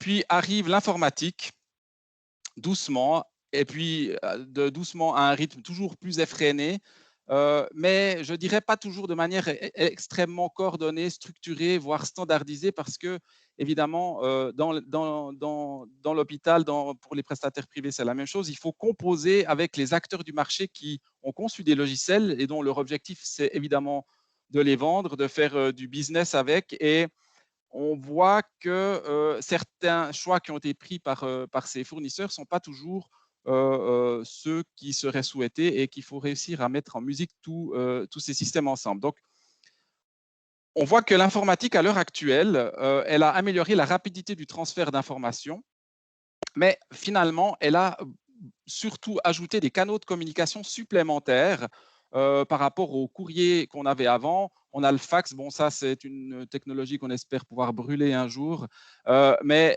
on a rajouté des emails sécurisés, on a rajouté différentes solutions de web portal pour consulter l'imagerie, pour diffuser tel ou tel document, pour prendre tel ou tel rendez-vous. Donc on a rajouté différents services et puis il n'y a pas véritablement quelque chose qui fait que tout ça communique finalement beaucoup mieux entre les différents professionnels en dehors des institutions. On est toujours dans des échanges que moi j'aime bien appeler fragmentés. Voilà. On note aussi que l'hôpital a investi massivement dans ce système informatique, dans l'informatique, mais que les prestataires privés ne sont pas en reste puisque de plus en plus de cabinets médicaux s'équipent de dossiers patients spécifiques à l'activité en cabinet. Et puis, enfin, j'ai envie de dire, arrive le DEP. Et on arrive, et en le voyant arriver, on s'attend à ce qu'il amène à un changement d'approche dans le mode de transmission par une standardisation. Là, pour le coup, la loi quand même donne une impulsion auprès des vendeurs de systèmes primaires à revenir vers une standardisation, puis avoir une réflexion un petit peu plus élargie de comment ils doivent amener leurs produits pour qu'ils s'intègrent bien dans le système d'information global de l'institution, mais également maintenant en dehors et en forçant un petit peu la main au niveau de la loi. C'est quelque chose qui est, à mon avis, favorable. On voit que maintenant, on arriverait avec le DEP à partir d'un système qui était fragmenté à quelque chose qui est plus centralisé et qui permet finalement le travail en réseau. Je pense que le point à point, c'est-à-dire l'envoi de l'hôpital vers un prestataire va quelque chose qui va rester encore, il va probablement évoluer dans sa façon de fonctionner, mais va rester. Pourquoi finalement ce système point à point resterait-il alors que le DEP arrive? Eh bien, de mon point de vue, parce que finalement, un médecin qui adresse un patient pour un examen à l'hôpital s'attend à recevoir le résultat de la part du prestataire qu'il a mandaté. Toutefois, je dirais que la grande différence avec le DEP, c'est que ce résultat sera aussi disponible immédiatement dans le DEP, en même temps qu'il est envoyé au prestataire. Et on espère que d'une certaine façon, la technologie fera qu'après, on n'a plus besoin de l'envoyer 2 fois, une fois dans le DEP, une fois au prestataire, mais que le prestataire en est informé d'une façon différente. Mais la grande différence dans l'immédiat, c'est que comme il est disponible dans le DEP, ce compte rendu d'examen, par exemple, alors il est aussi accessible pour finalement un autre prestataire auquel on n'a pas pensé qu'il en aurait besoin. Et aujourd'hui, quand ce cas de figure se présente, il faut soit renvoyer le mail à l'autre prestataire qui le demande, soit c'est le prestataire A qui a demandé l'examen qui le transfère au prestataire B. Bref, on voit qu'on entre dans une dynamique de réseau qui va de manière évidente améliorer les échanges d'informations au profit du patient. Si je rentre un petit peu plus et j'approfondis à présent les différences entre le DPI et le DEP pour après aborder la façon dont on met tout ça en œuvre, je dirais qu'il y a un point fondamental, hormis ceux que j'ai évoqués tout à l'heure, qui est que DPI et DEP ne sont pas juste des abréviations qui sont sensiblement différentes, mais qu'elles reposent également sur des bases légales spécifiques et distinctes l'une de l'autre. La base légale du dossier patient informatisé, du dossier de l'institution repose sur la LAMAL, repose sur les lois de santé cantonales qui édictent un certain nombre de normes et le DEP repose sur la loi fédérale sur le dossier électronique du patient. Ce qui dit donc base légale différente dit obligation de constituer un dossier pour chaque prestataire dans le cadre des lois de santé, qui dit, LDEP, dit pas d'obligation d'adhérer au DEP pour tous les prestataires. Seulement certains sont obligés pour le moment. DPI, dossier spécialisé selon l'activité qui sert à la prise en charge. DEP, dossier générique en recueil de données qui est en appui plutôt de la prise en charge, qui va permettre de fonctionner mieux en réseau. DPI, pour le moment, des données qui sont, des données qui sont peu normalisées, avec des contraintes qui sont faibles et avec toujours des papiers qui traînent dans les coins à gauche, à droite quand on n'arrive pas et puis qu'on peut vite s'enfuir sur un petit bout de papier. Dans le DEP, on est sur des données qui sont beaucoup plus structurées, normalisées. On a un aspect légal qui est contraignant. Le patient ne peut pas s'opposer à la constitution d'un dossier dans une institution. Il ne peut pas s'opposer à ça. Il peut demander de la révocation de documents, il peut demander à avoir une copie de ce dossier, mais il ne peut pas s'opposer puisque c'est une obligation légale de l'institution que de documenter ce qu'elle a fait. Le patient, en revanche, décide d'adhérer ou pas à son DEP, comme ça a été exposé précédemment. L'institution définit les droits d'accès à son dossier selon ses propres besoins, en respect de la loi sur la protection des données, notamment sur la proportionnalité des accès, mais elle est maîtresse de comment ces professionnels accèdent au dossier. Dans le DEP, c'est le patient qui décide qui accède à son DEP selon sa propre appréciation. Et enfin, on pourra dire que l'institution est à la charge de l'exploitation de son DPI puisque c'est le sien et ne s'occupe pas du DEP en termes d'exploitation. Donc, pour résumer, le dossier de l'institution, c'est son dossier pour son activité, pour ses patients. Le DEP, c'est vraiment le dossier du patient dans sa globalité avec tous les acteurs. Mais en finalité, dans les deux cas, le propriétaire de la donnée, le propriétaire du dossier, ça reste le patient, quelle que soit la base légale. La différence, c'est que pour obtenir son dossier patient qui est dans une institution, qui est chez son médecin privé, c'est un petit peu plus compliqué que, évidemment, de décider de fermer son DEP et de reprendre tous ces documents qu'il y avait dedans. Voilà, pour ces différences entre les deux systèmes. Maintenant, voilà. Maintenant, finalement, comment on passe du DPI tout seul au DPI avec le DEP, comment on fait évoluer un système de communication qui est aujourd'hui très fragmenté de point à point vers un système centralisé qui permet le travail en réseau, qui est cohérent, pas avec une multitude de portails. Eh bien, évidemment, ça ne se fait pas par un coup de baguette magique, ça va prendre du temps, il faut répondre à une multitude de questions finalement très, très pratiques, très, très terrain. Bref, plein d'éléments de détails. Et quand on sait que, pour reprendre l'expression bien connue, le diable se cache dans les détails, on n'est pas sorti de l'auberge pour tout réussir à mettre en musique de manière coordonnée et harmonisée. Mais on y travaille.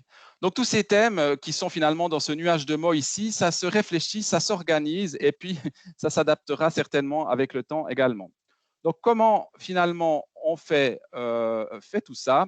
Comment on s'organise? Eh bien, on a placé des projets institutionnels dans toutes les institutions dont nous avons à nous occuper au niveau de l'informatique de santé.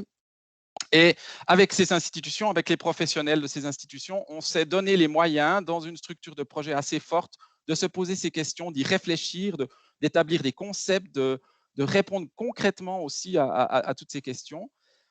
Il faut faire bouger les pratiques avec le DEP, il faut faire bouger les pratiques, il faut modifier les processus. Et vraiment, le DEP, c'est un grand changement pour l'organisation des institutions qu'il s'agit de conduire et de cadrer. C'est un grand changement, ça c'est une vérité, mais qui n'est pas forcément toujours perçue dans sa dimension complète par les professionnels de l'institution.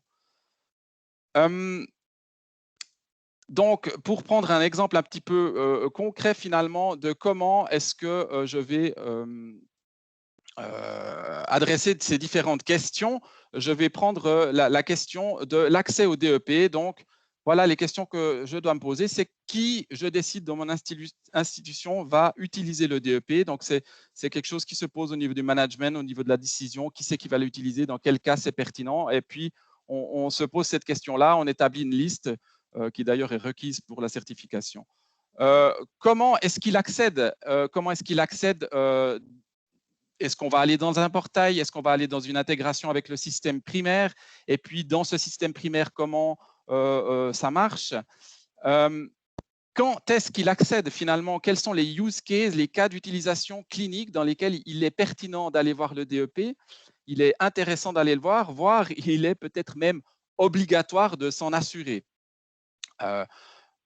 Voilà, aujourd'hui, le DEP n'existe pas. Le médecin compose avec les informations que le patient veut bien lui donner et les informations qu'il a dans son dossier précédent ou dans une lettre qui lui est adressée par son médecin de famille. Demain, avec le DEP, on ajoute un nouveau composant que le médecin, tant bien que mal, devra quand même aller consulter pour ne pas rater des informations.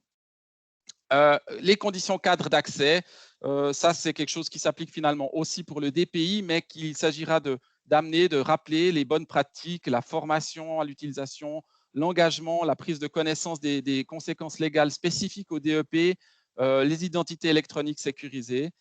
Et finalement, comment est-ce que cette personne, elle va obtenir ses accès? Eh bien, il y a des processus RH, informatiques à mettre en place pour que tout ça fonctionne et que finalement l'utilisateur puisse accéder au DEP.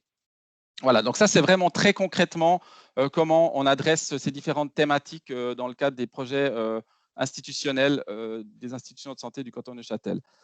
Alors, au niveau de l'intégration maintenant, l'accès au DEP pour un professionnel peut se faire de deux façons, par le portail web, par le portail via un accès web, le portail de la communauté, ou via son système primaire, donc via une intégration informatique. Alors, l'intégration informatique qui a été choisie notamment par l'hôpital cantonal permet d'avoir un gain de temps assez important, un gain d'efficience, mais amène son lot de difficultés techniques additionnelles. Alors, si on se penche, disons, sur les aspects positifs, c'est-à-dire les gains de temps et d'efficience, on voit qu'on peut partir d'un accès contextualisé, c'est-à-dire que je suis en train de m'occuper de Madame Bernasconi, pour prendre un exemple postal, dans le DPI et j'accède directement à Madame Bernasconi dans le DEP en pressant sur un bouton. Je débranche, comme on dit, vers le DEP et je peux consulter le dossier de Madame Bernasconi. Si j'avais à accéder par le portail, il faudrait, depuis mon dossier, que j'aille me connecter dans le portail du DEP, puis ensuite rechercher encore Madame Bernasconi dans la multitude des patients qui sont dans le DEP. Accès contextualisé donc. Deuxième point, je reste dans mon DPI. Je ne quitte pas mon DPI, je reste avec une uniformité graphique et je n'ai pas du coup à faire apprentissage d'une nouvelle manière de naviguer, d'un nouveau système, d'un nouveau fonctionnement. Et ça, c'est quand même une grande valeur ajoutée en termes de formation utilisateur. Si on considère le nombre de collaborateurs que contient un hôpital, eh bien, ça fait des collaborateurs qu'on doit pas former ou former de manière extrêmement ciblée, donc avec des moyens qui sont différents que si on mettait en place un nouveau système. Publication automatique, quand je finalise par exemple une lettre de sortie, qui est quelque chose qui intéresse les autres acteurs de soins, eh bien, quand je finalise cette lettre de sortie, eh bien, je peux faire en sorte qu'elle soit publiée automatiquement depuis mon DPI dans le DEP. Si je dois passer par le portail, eh bien, cette lettre de sortie, je dois l'avoir sur mon poste, je dois me connecter dans le portail et puis je dois l'uploader, l'identifier correctement pour dire que c'est une lettre de sortie et puis pas un rapport de consultation, etc., etc. Donc, la publication automatique avec les métadonnées qui font que le document sera bien perçu par les autres. Et quand je suis dans le DEP, que je souhaite consulter un document, eh bien, je consulte un document, je le vois dans une visionneuse et puis, par rapport à la prise en charge que je suis en train de faire, je décide s'il est pertinent dans ma décision médicale, dans ma prise en charge pour la suite du traitement. Et si je pense que c'est le cas, alors ce dossier, ce document, je décide de le reprendre dans mon système primaire. Et si je devais passer par le portail, il faudrait que je download, je télécharge ce document et puis que je l'upload, que je le charge dans mon système primaire. Avec l'intégration, je vais pouvoir presser un bouton et le document va partir du DEP pour se ranger automatiquement au bon endroit dans mon dossier patient informatisé. Donc, je vais pouvoir le retrouver plus facilement. Au passage, si je reprends un document dans mon DPI, la copie de ce document du DPI, du DEP dans le DPI, eh bien, ce même document maintenant, qui est disponible dans les deux plateformes, est soumis à deux législations différentes selon qu'on parle de la copie qui est dans le DPI ou de celle qui est dans le DEP. Et une suppression d'un document dans le DPI, dans le DEP, pardon, n'entraîne pas automatiquement une suppression dans le DPI, dans le système primaire.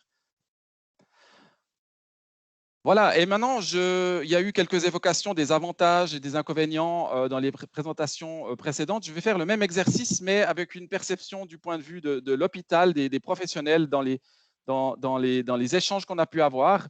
Et soyons positifs, je vais commencer par les avantages et les opportunités qu'amène le DEP pour les professionnels. Donc, un accès facilité aux informations médicales, une centralisation d'informations, les bonnes informations au bon moment. Quand on décide, quand on met en place les cas d'usage clinique, on peut dire, voilà, là, c'est le bon moment pour aller voir dans le DEP, car on est au début de la prise en charge et c'est le bon moment pour se documenter. Une uniformisation des canaux de transmission, j'ai envie de dire, des informations médicales vers l'extérieur. Une réduction du risque d'erreur médicale parce que je suis mieux renseigné, j'ai beaucoup plus d'informations et je peux cibler aussi ce que je cherche. J'ai donné l'exemple des allergies, des interactions médicamenteuses. J'ai aussi, et ça c'est plutôt quelque chose à l'aune de la santé publique, des objectifs de santé publique, une limitation de la répétition des examens. Si je peux obtenir les résultats du laboratoire qui a été fait chez le médecin traitant avant que le patient se présente aux urgences, eh bien, c'est peut-être des examens qui ne sont pas trop anciens pour que je n'ai pas à les répéter quand le patient est aux urgences. Et donc, outre le temps perdu aux urgences, à facturer 2 fois des mêmes analyses.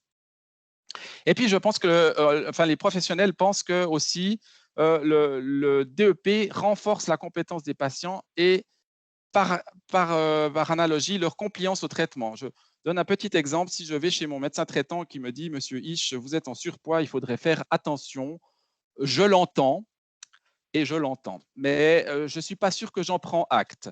Si je lis dans un document, parce que mon médecin traitant publie le rapport de la consultation dans mon DEP, je lis Monsieur Isch est en surpoids, il s'agirait de prendre des dispositions, qu'il prenne des dispositions pour réduire cela.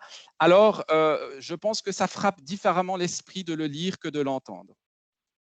Finalement, améliorer l'efficience du système de santé dans sa globalité.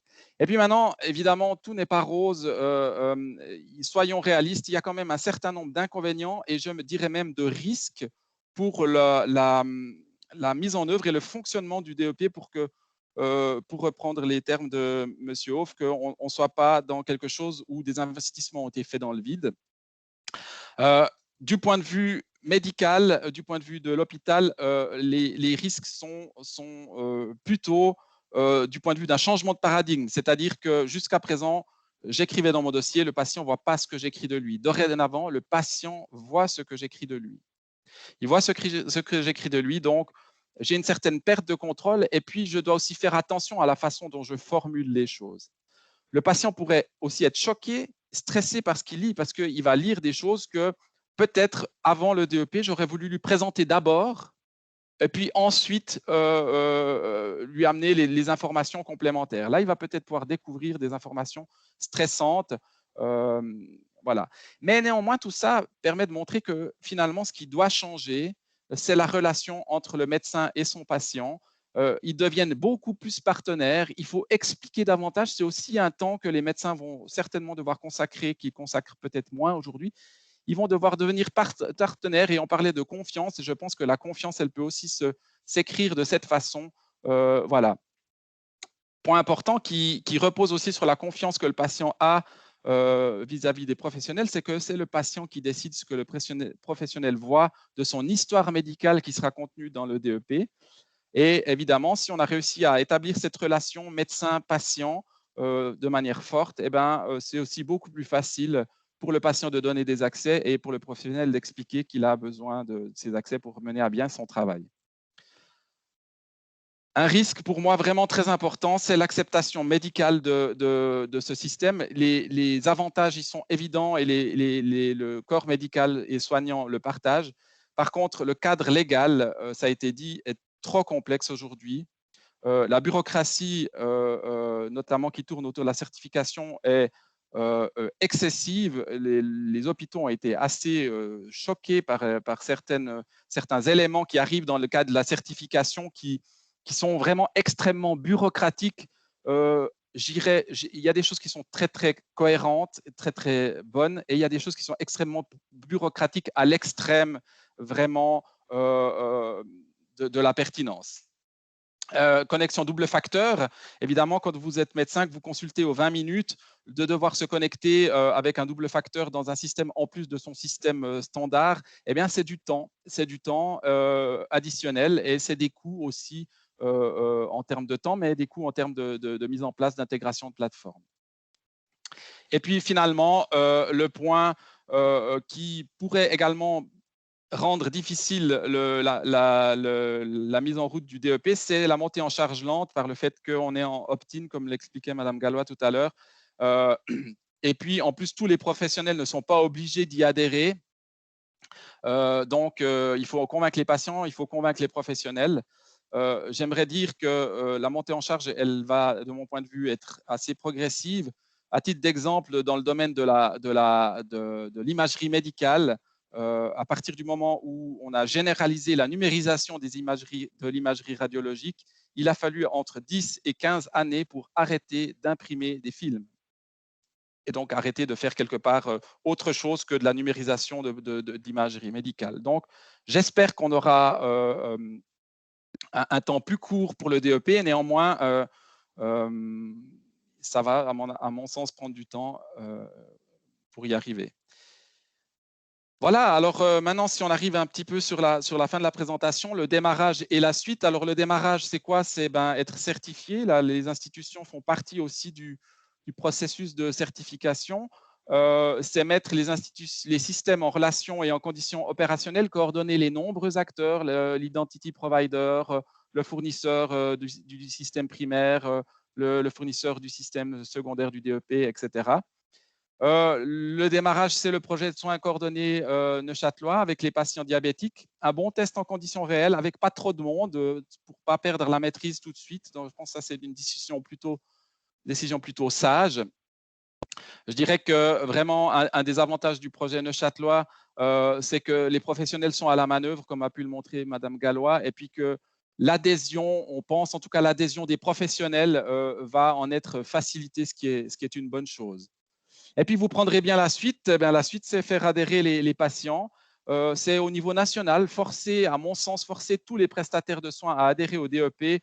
En ce sens, on a mentionné le postulat Verly. Je ferai mention aussi de la motion 1939-55 qui a été adoptée par les deux chambres désormais, qui incite le Conseil fédéral à réviser la loi sur le dossier électronique du patient pour forcer l'ensemble des prestataires de soins à adhérer au DEP. Je pense que c'est une bonne chose. En tout cas, c'est un bon signe. Ce sont deux bons signaux pour faciliter la mise en œuvre du DEP. D'autres points, c'est d'amener des services à valeur ajoutée dans le DEP. Et c'est ça, comme le disait M. Hoff, qui va faire que finalement la sauce va prendre des services en B2B, peut-être en business to business, e-médication, si je peux voir le plan de traitement de mon patient qui vient à l'hôpital et puis l'adapter, que la pharmacie est au courant, que le médecin traitant est au courant, que c'est dynamique, ça va être mieux que des PDF statiques, même si c'est déjà un début, la vaccination, etc. Et puis peut-être aussi amener des services à valeur ajoutée pour le patient, des B2C, business to customer, des choses un peu plus, j'ai envie de dire, fun et qui servent aux patients pour rendre attractif le DEP finalement pour la population. Bref, faire vivre le DEP pour que ça ne reste pas juste une coquille vide ou une grosse bibliothèque à PDF. Et comme on dit, il n'y a plus qu'à. Voilà, je conclurai cette présentation sur une citation du CRU neuchâtelois, puisqu'elle nous provient d'une cadre de la direction médicale du réseau hospitalier neuchâtelois. Le DEP est aux maladies non transmissibles, ce que la vaccination a été aux maladies infectieuses. Et comme pour la vaccination, il s'agira de convaincre toutes les parties prenantes. Voilà.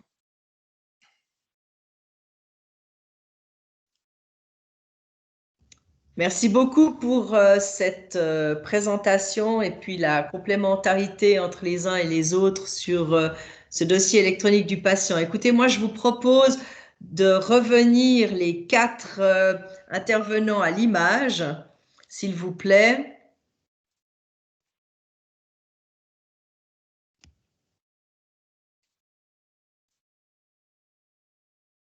Voilà.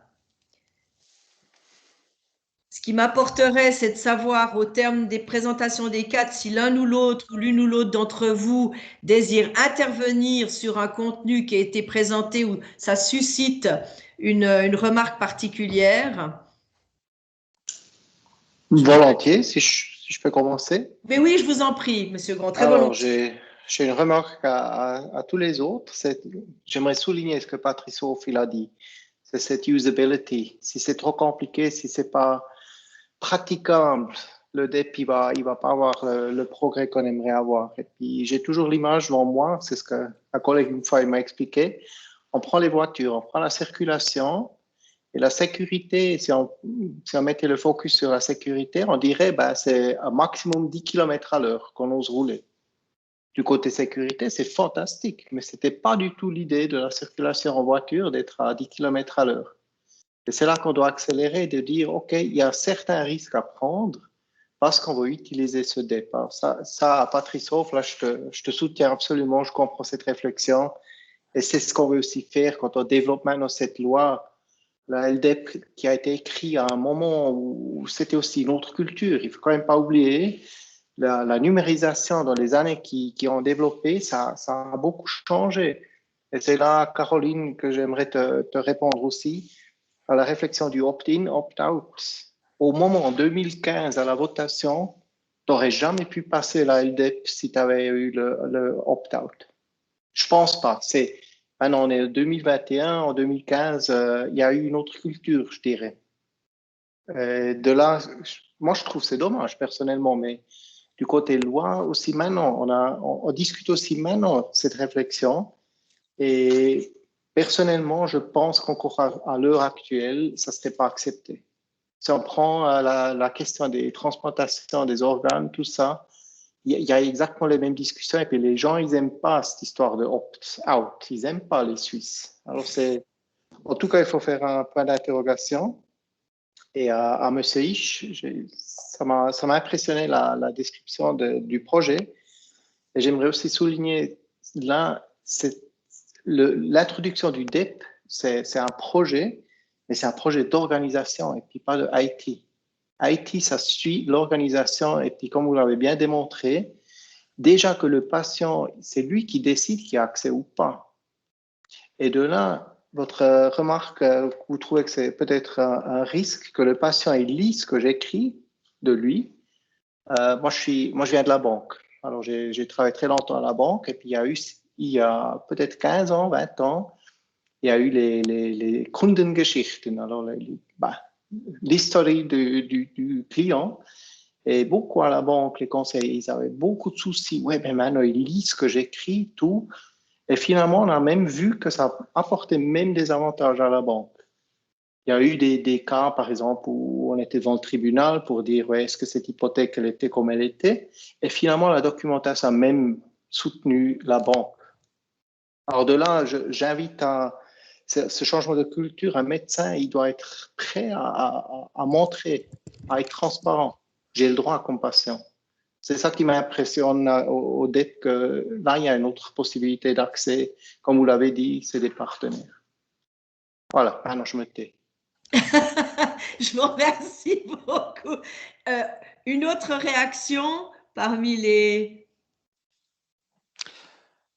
Je complète juste, oui, je complète juste volontiers. Effectivement, alors je partage tout à fait l'avis que c'est un projet d'organisation et non un projet IT. C'est quelque chose qu'on a toujours mis en avant et qui, dans l'hôpital, je n'ai pas voulu rentrer dans le détail de l'organisation de projet, est conduit par le métier. L'informatique est en support et en soutien sur la méthodologie, mais vraiment, on est sur un projet d'organisation. Et puis, effectivement, j'ai mis en avant ce que les médecins voient comme risque et puis en même temps comme enjeu. Effectivement, je suis tout à fait d'accord avec vous que le fait que le patient voit ces données, c'est une bonne chose. Et je dirais même, en complément de ce que vous avez dit, qu'une étude américaine démontre que dans une situation à peu près similaire à la Suisse, ça a même amélioré la compliance au traitement des patients et que ça a été vécu plutôt très majoritairement comme quelque chose de bon plus qu'avec évidemment quelques cas problématiques, mais globalement quelque chose de plutôt très bon. Madame Gallois, vous désirez intervenir? Alors, pas de remarques particulières, simplement, voilà, on collabore assez régulièrement ensemble et puis de voir qu'on est assez alignés entre communautés, même si on a chacun nos petites différences. Je crois que le fait que le DEP soit un enjeu de santé publique, que c'est pas justement un outil informatique, on est tous alignés là-dessus. Je crois qu'on est tous un peu dans les mêmes situations, avec les mêmes challenges, voilà, la volonté d'impliquer le plus de professionnels, de patients, et puis le fait qu'on puisse collaborer ensemble sur cette thématique pour pouvoir relever ces challenges tous ensemble, c'est la force qu'on a, je dirais, sur le territoire suisse, pas que en Romandie. Si je peux me permettre, dans la lecture qui pourrait être la mienne, c'est que je pense que ce qui fait que le dossier est devenu ou a une connotation IT, c'est parce qu'on a passé, ou vous passez du DPI au DEP. Le DPI, il est au sein de l'institution. Et pour le patient, ça ne sort pas. Et c'est le ressenti qu'il a, ces données, les informations mises en place ou collectées par son médecin ou son hôpital restent au sein de l'institution. Alors que le DEP, il donne la possibilité que les informations aillent à l'externe. Et ça, c'est un souci, je pense, pour énormément de personnes parce qu'on a mis en avant cette notion de protection des données et aussi parce que ça ne concerne pas les mêmes lois. Je crois que M. Hisch, vous l'avez bien relevé, vous l'avez bien mentionné, le DPI n'est pas actionné par les mêmes lois que le DEP. Et c'est ça qui change et qui donne ce regard IT, me semble-t-il. Il y a une question pour Neuchâtel. Comment est-ce que le canton de Neuchâtel va pousser pour l'utilisation de sa solution comparée à celle d'Abilis, par exemple, qui est disponible dans tous les cantons? Alors, elle vaut pour Neuchâtel, elle vaut aussi pour Cara. On verra si on a les mêmes arguments avec Patrice. C'est une bonne question. Alors, c'est vrai qu'on a vu qu'il y avait des communautés régionales plus ou moins grosses, donc avec Cara qui a 5 cantons, Neuchâtel qui est seul. Il y a aussi des initiatives, je dirais, sur tout le territoire, des initiatives de branche. Donc, Abilis, c'est la solution qui est proposée par les pharmacies. Donc, aujourd'hui, Abilis est déjà ouvert sur du B2B. Donc, c'est ce qu'a exposé Monsieur Isch tout à l'heure. Ils ont commencé leur plateforme sur des modules additionnels, des fonctionnalités business to business, avec un certain nombre de fonctionnalités qui sont intéressantes et qui sont très axées pharmacie, puisque c'est la communauté des pharmaciens. Alors, on a discuté avec les pharmaciens du canton, hein, notamment avec l'ONP, avec Monsieur Borel-Jacquet et puis d'autres partenaires. Le point de vue, c'est que ces 2 éléments qui pourraient se compléter plus que comment dire? Se confronter. C'est-à-dire que dans le DEP qu'on va mettre en place, bon alors le DEP, voilà, le DEP c'est la loi, tout le monde va proposer la même chose, ça c'est un point. Ensuite, dans les modules additionnels, jamais, la communauté de référence neuchâteloise va proposer des fonctionnalités, vraiment pharmacie comme le click and collect. Il n'y a aucun intérêt pour, la communauté de proposer ce genre de fonctionnalité.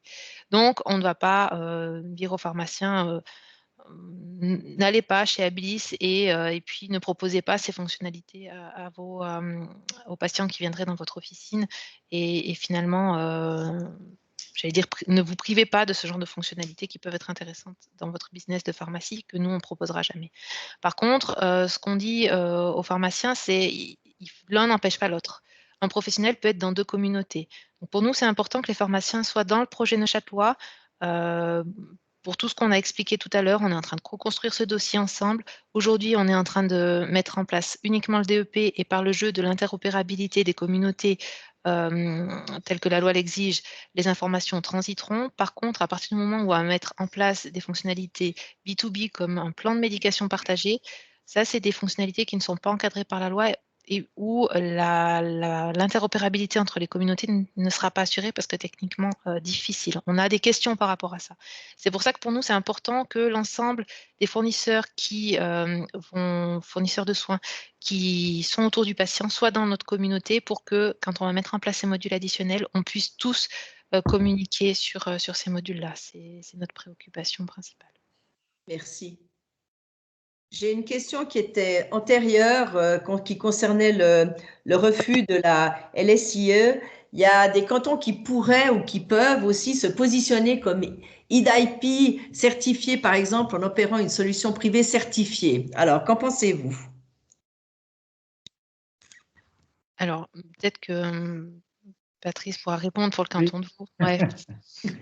Alors, moi, je n'ai pas d'opinion particulière sur la question, sinon de vous donner l'information qu'effectivement, parmi les cantons membres de CARA, il y a 2 cantons, le canton de Genève et le canton de Vaud, qui ont pris l'option, il y a déjà quelques années, de développer leur propre solution, de fournir leurs propres moyens d'identification électronique. Donc le canton de Genève et le canton de Vaud, et d'autres cantons ont pris une autre option.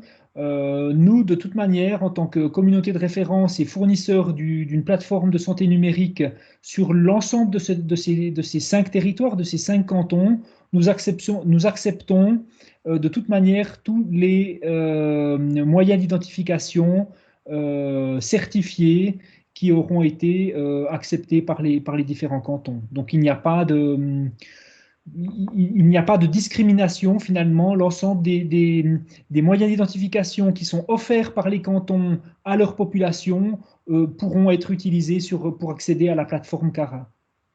Merci beaucoup. Il y a une question encore ici. Je reviens de l'étranger m'établir en Suisse. Puis-je faire suivre et intégrer mon dossier médical dans le DEP? Alors, le patient, lui, peut rajouter des informations dans son dossier. Donc, la première étape, ça serait d'ouvrir un dossier auprès d'une des communautés, de donner son consentement. Et ensuite, une fois qu'on a un DEP qui est ouvert, par défaut, le DEP va commencer à se constituer au moment où on l'ouvre, c'est-à-dire que l'antériorité n'est pas reprise d'emblée donc tout l'historique médical, mais si le patient souhaite, lui, rajouter des informations dans son dossier, il peut le constituer. Donc, il pourrait rajouter des documents de son passé médical, tout à fait, qu'il soit en Suisse ou qu'il soit à l'étranger. Merci beaucoup. Là, il y a une question qui... C'est un peu le serpent qui se mord la queue. Qui est-ce qui contrôle les organismes de certification?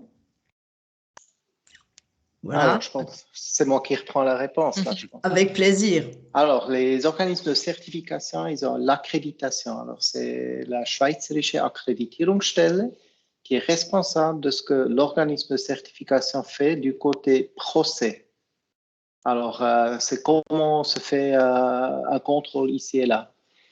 Il y a un rôle supplémentaire qui n'est pas, je dirais pas contrôle, mais qui, disons, on a quand même une certaine possibilité, un pouvoir à l'OFSP, c'est que quand il s'agit de vraiment de quelque chose de spécifique, de définir quelque chose de spécifique, et de là, c'est nous qui freinons ou bien qui motivons les organismes de certification. Alors, un exemple concret, c'est que il y a par exemple la définition des time-out, c'est maintenant très spécifique. Et dans la loi, c'est décrit que c'est la communauté de référence qui définit. Et si maintenant les organismes de certification, ils ont un avis là-dessus, ils peuvent avoir un avis. Mais finalement, s'il y avait une discussion dans un exemple pareil, c'est l'OFSP qui va intervenir et qui va dire c'est écrit dans la loi, c'est précis, et c'est comme ça et ça qu'il faut régler ça. Alors, c'est une sorte de contrôle, mais j'aime pas le mot contrôle si on parle de l'OFSP parce que finalement, c'est pas notre rôle, c'est die Schweizerische Akkreditierungsstelle, finalement. Merci beaucoup. Il y a une autre question qui est encore liée à la précédente, c'est est-ce que la Confédération oblige ou obligerait les prestataires à avoir une standardisation de langage pour que les communautés puissent communiquer? Oui, ça c'est un rôle très important de eHealth Suisse qui travaille dans tout ce qui est interopérabilité, sémantique, toutes ces questions-là. C'est important parce que c'est dans l'intérêt des communautés de référence à eux. Ils veulent communiquer et puis c'est eHealth Suisse qui fait beaucoup de travail là-dedans de se rassurer qu'il y ait la standardisation et en même temps, il y a, quand on va voir dans le LDEP, il y a les annexes qui décrivent aussi pas mal de choses sur les métadaten. Merci beaucoup. Nous arriverions au terme de ces 2 heures de vidéoconférence. Est-ce que l'un ou l'autre d'entre vous désire rajouter un complément d'information? Nous avons pris toutes les questions qui étaient posées. Ce que je peux vous indiquer pour ceux qui nous ont quittés, ils mettent en évidence la qualité de vos présentations, la qualité de vos propos. Ils sont tous à dire que c'est un grand projet, c'est un défi. Je dirais que plusieurs vous souhaitent bonne chance, parce que ça me paraît nécessaire. Et je suis convaincue que c'est un dossier que nous aurons certainement l'occasion de reprendre, parce qu'au vu de la complexité du contenu, des prestataires, des partenaires, des personnes impliquées, des cantons impliqués, ainsi que la Confédération, j'ai le sentiment qu'il faudra reprendre cela. Ce sera pour nous un plaisir parce que la communication, je crois, sera absolument indispensable et que ce soit surtout très bien compris par les uns et les autres. Toujours est-il que je tiens à vous remercier au nom du CLUSIS pour votre présence durant ces 2 heures. Je remercie également toutes celles et ceux qui nous ont suivis. Je rappelle que l'événement est enregistré. Vous aurez la possibilité ensuite de le réentendre sur notre chaîne YouTube. Mais je vous remercie, Madame, Messieurs, de nous avoir accordé ces 2 heures. Je rappelle que dans 15 jours, il y aura la suite. Et là, nous entendrons les propos et la lecture et le regard portés sur le DEP par le monde des pharmaciens, le monde médical et le monde de la formation. Et on se donne rendez-vous dans 15 jours, même heure, même lieu. Merci à vous toutes et vous tous pour votre fidélité et au plaisir de vous revoir. À bientôt. Au revoir. Merci à vous. Au revoir. Merci, au revoir. Au revoir et merci. Merci encore. à vous. Au revoir. Bonne soirée. Au revoir. Merci. Bonne soirée. Merci à vous.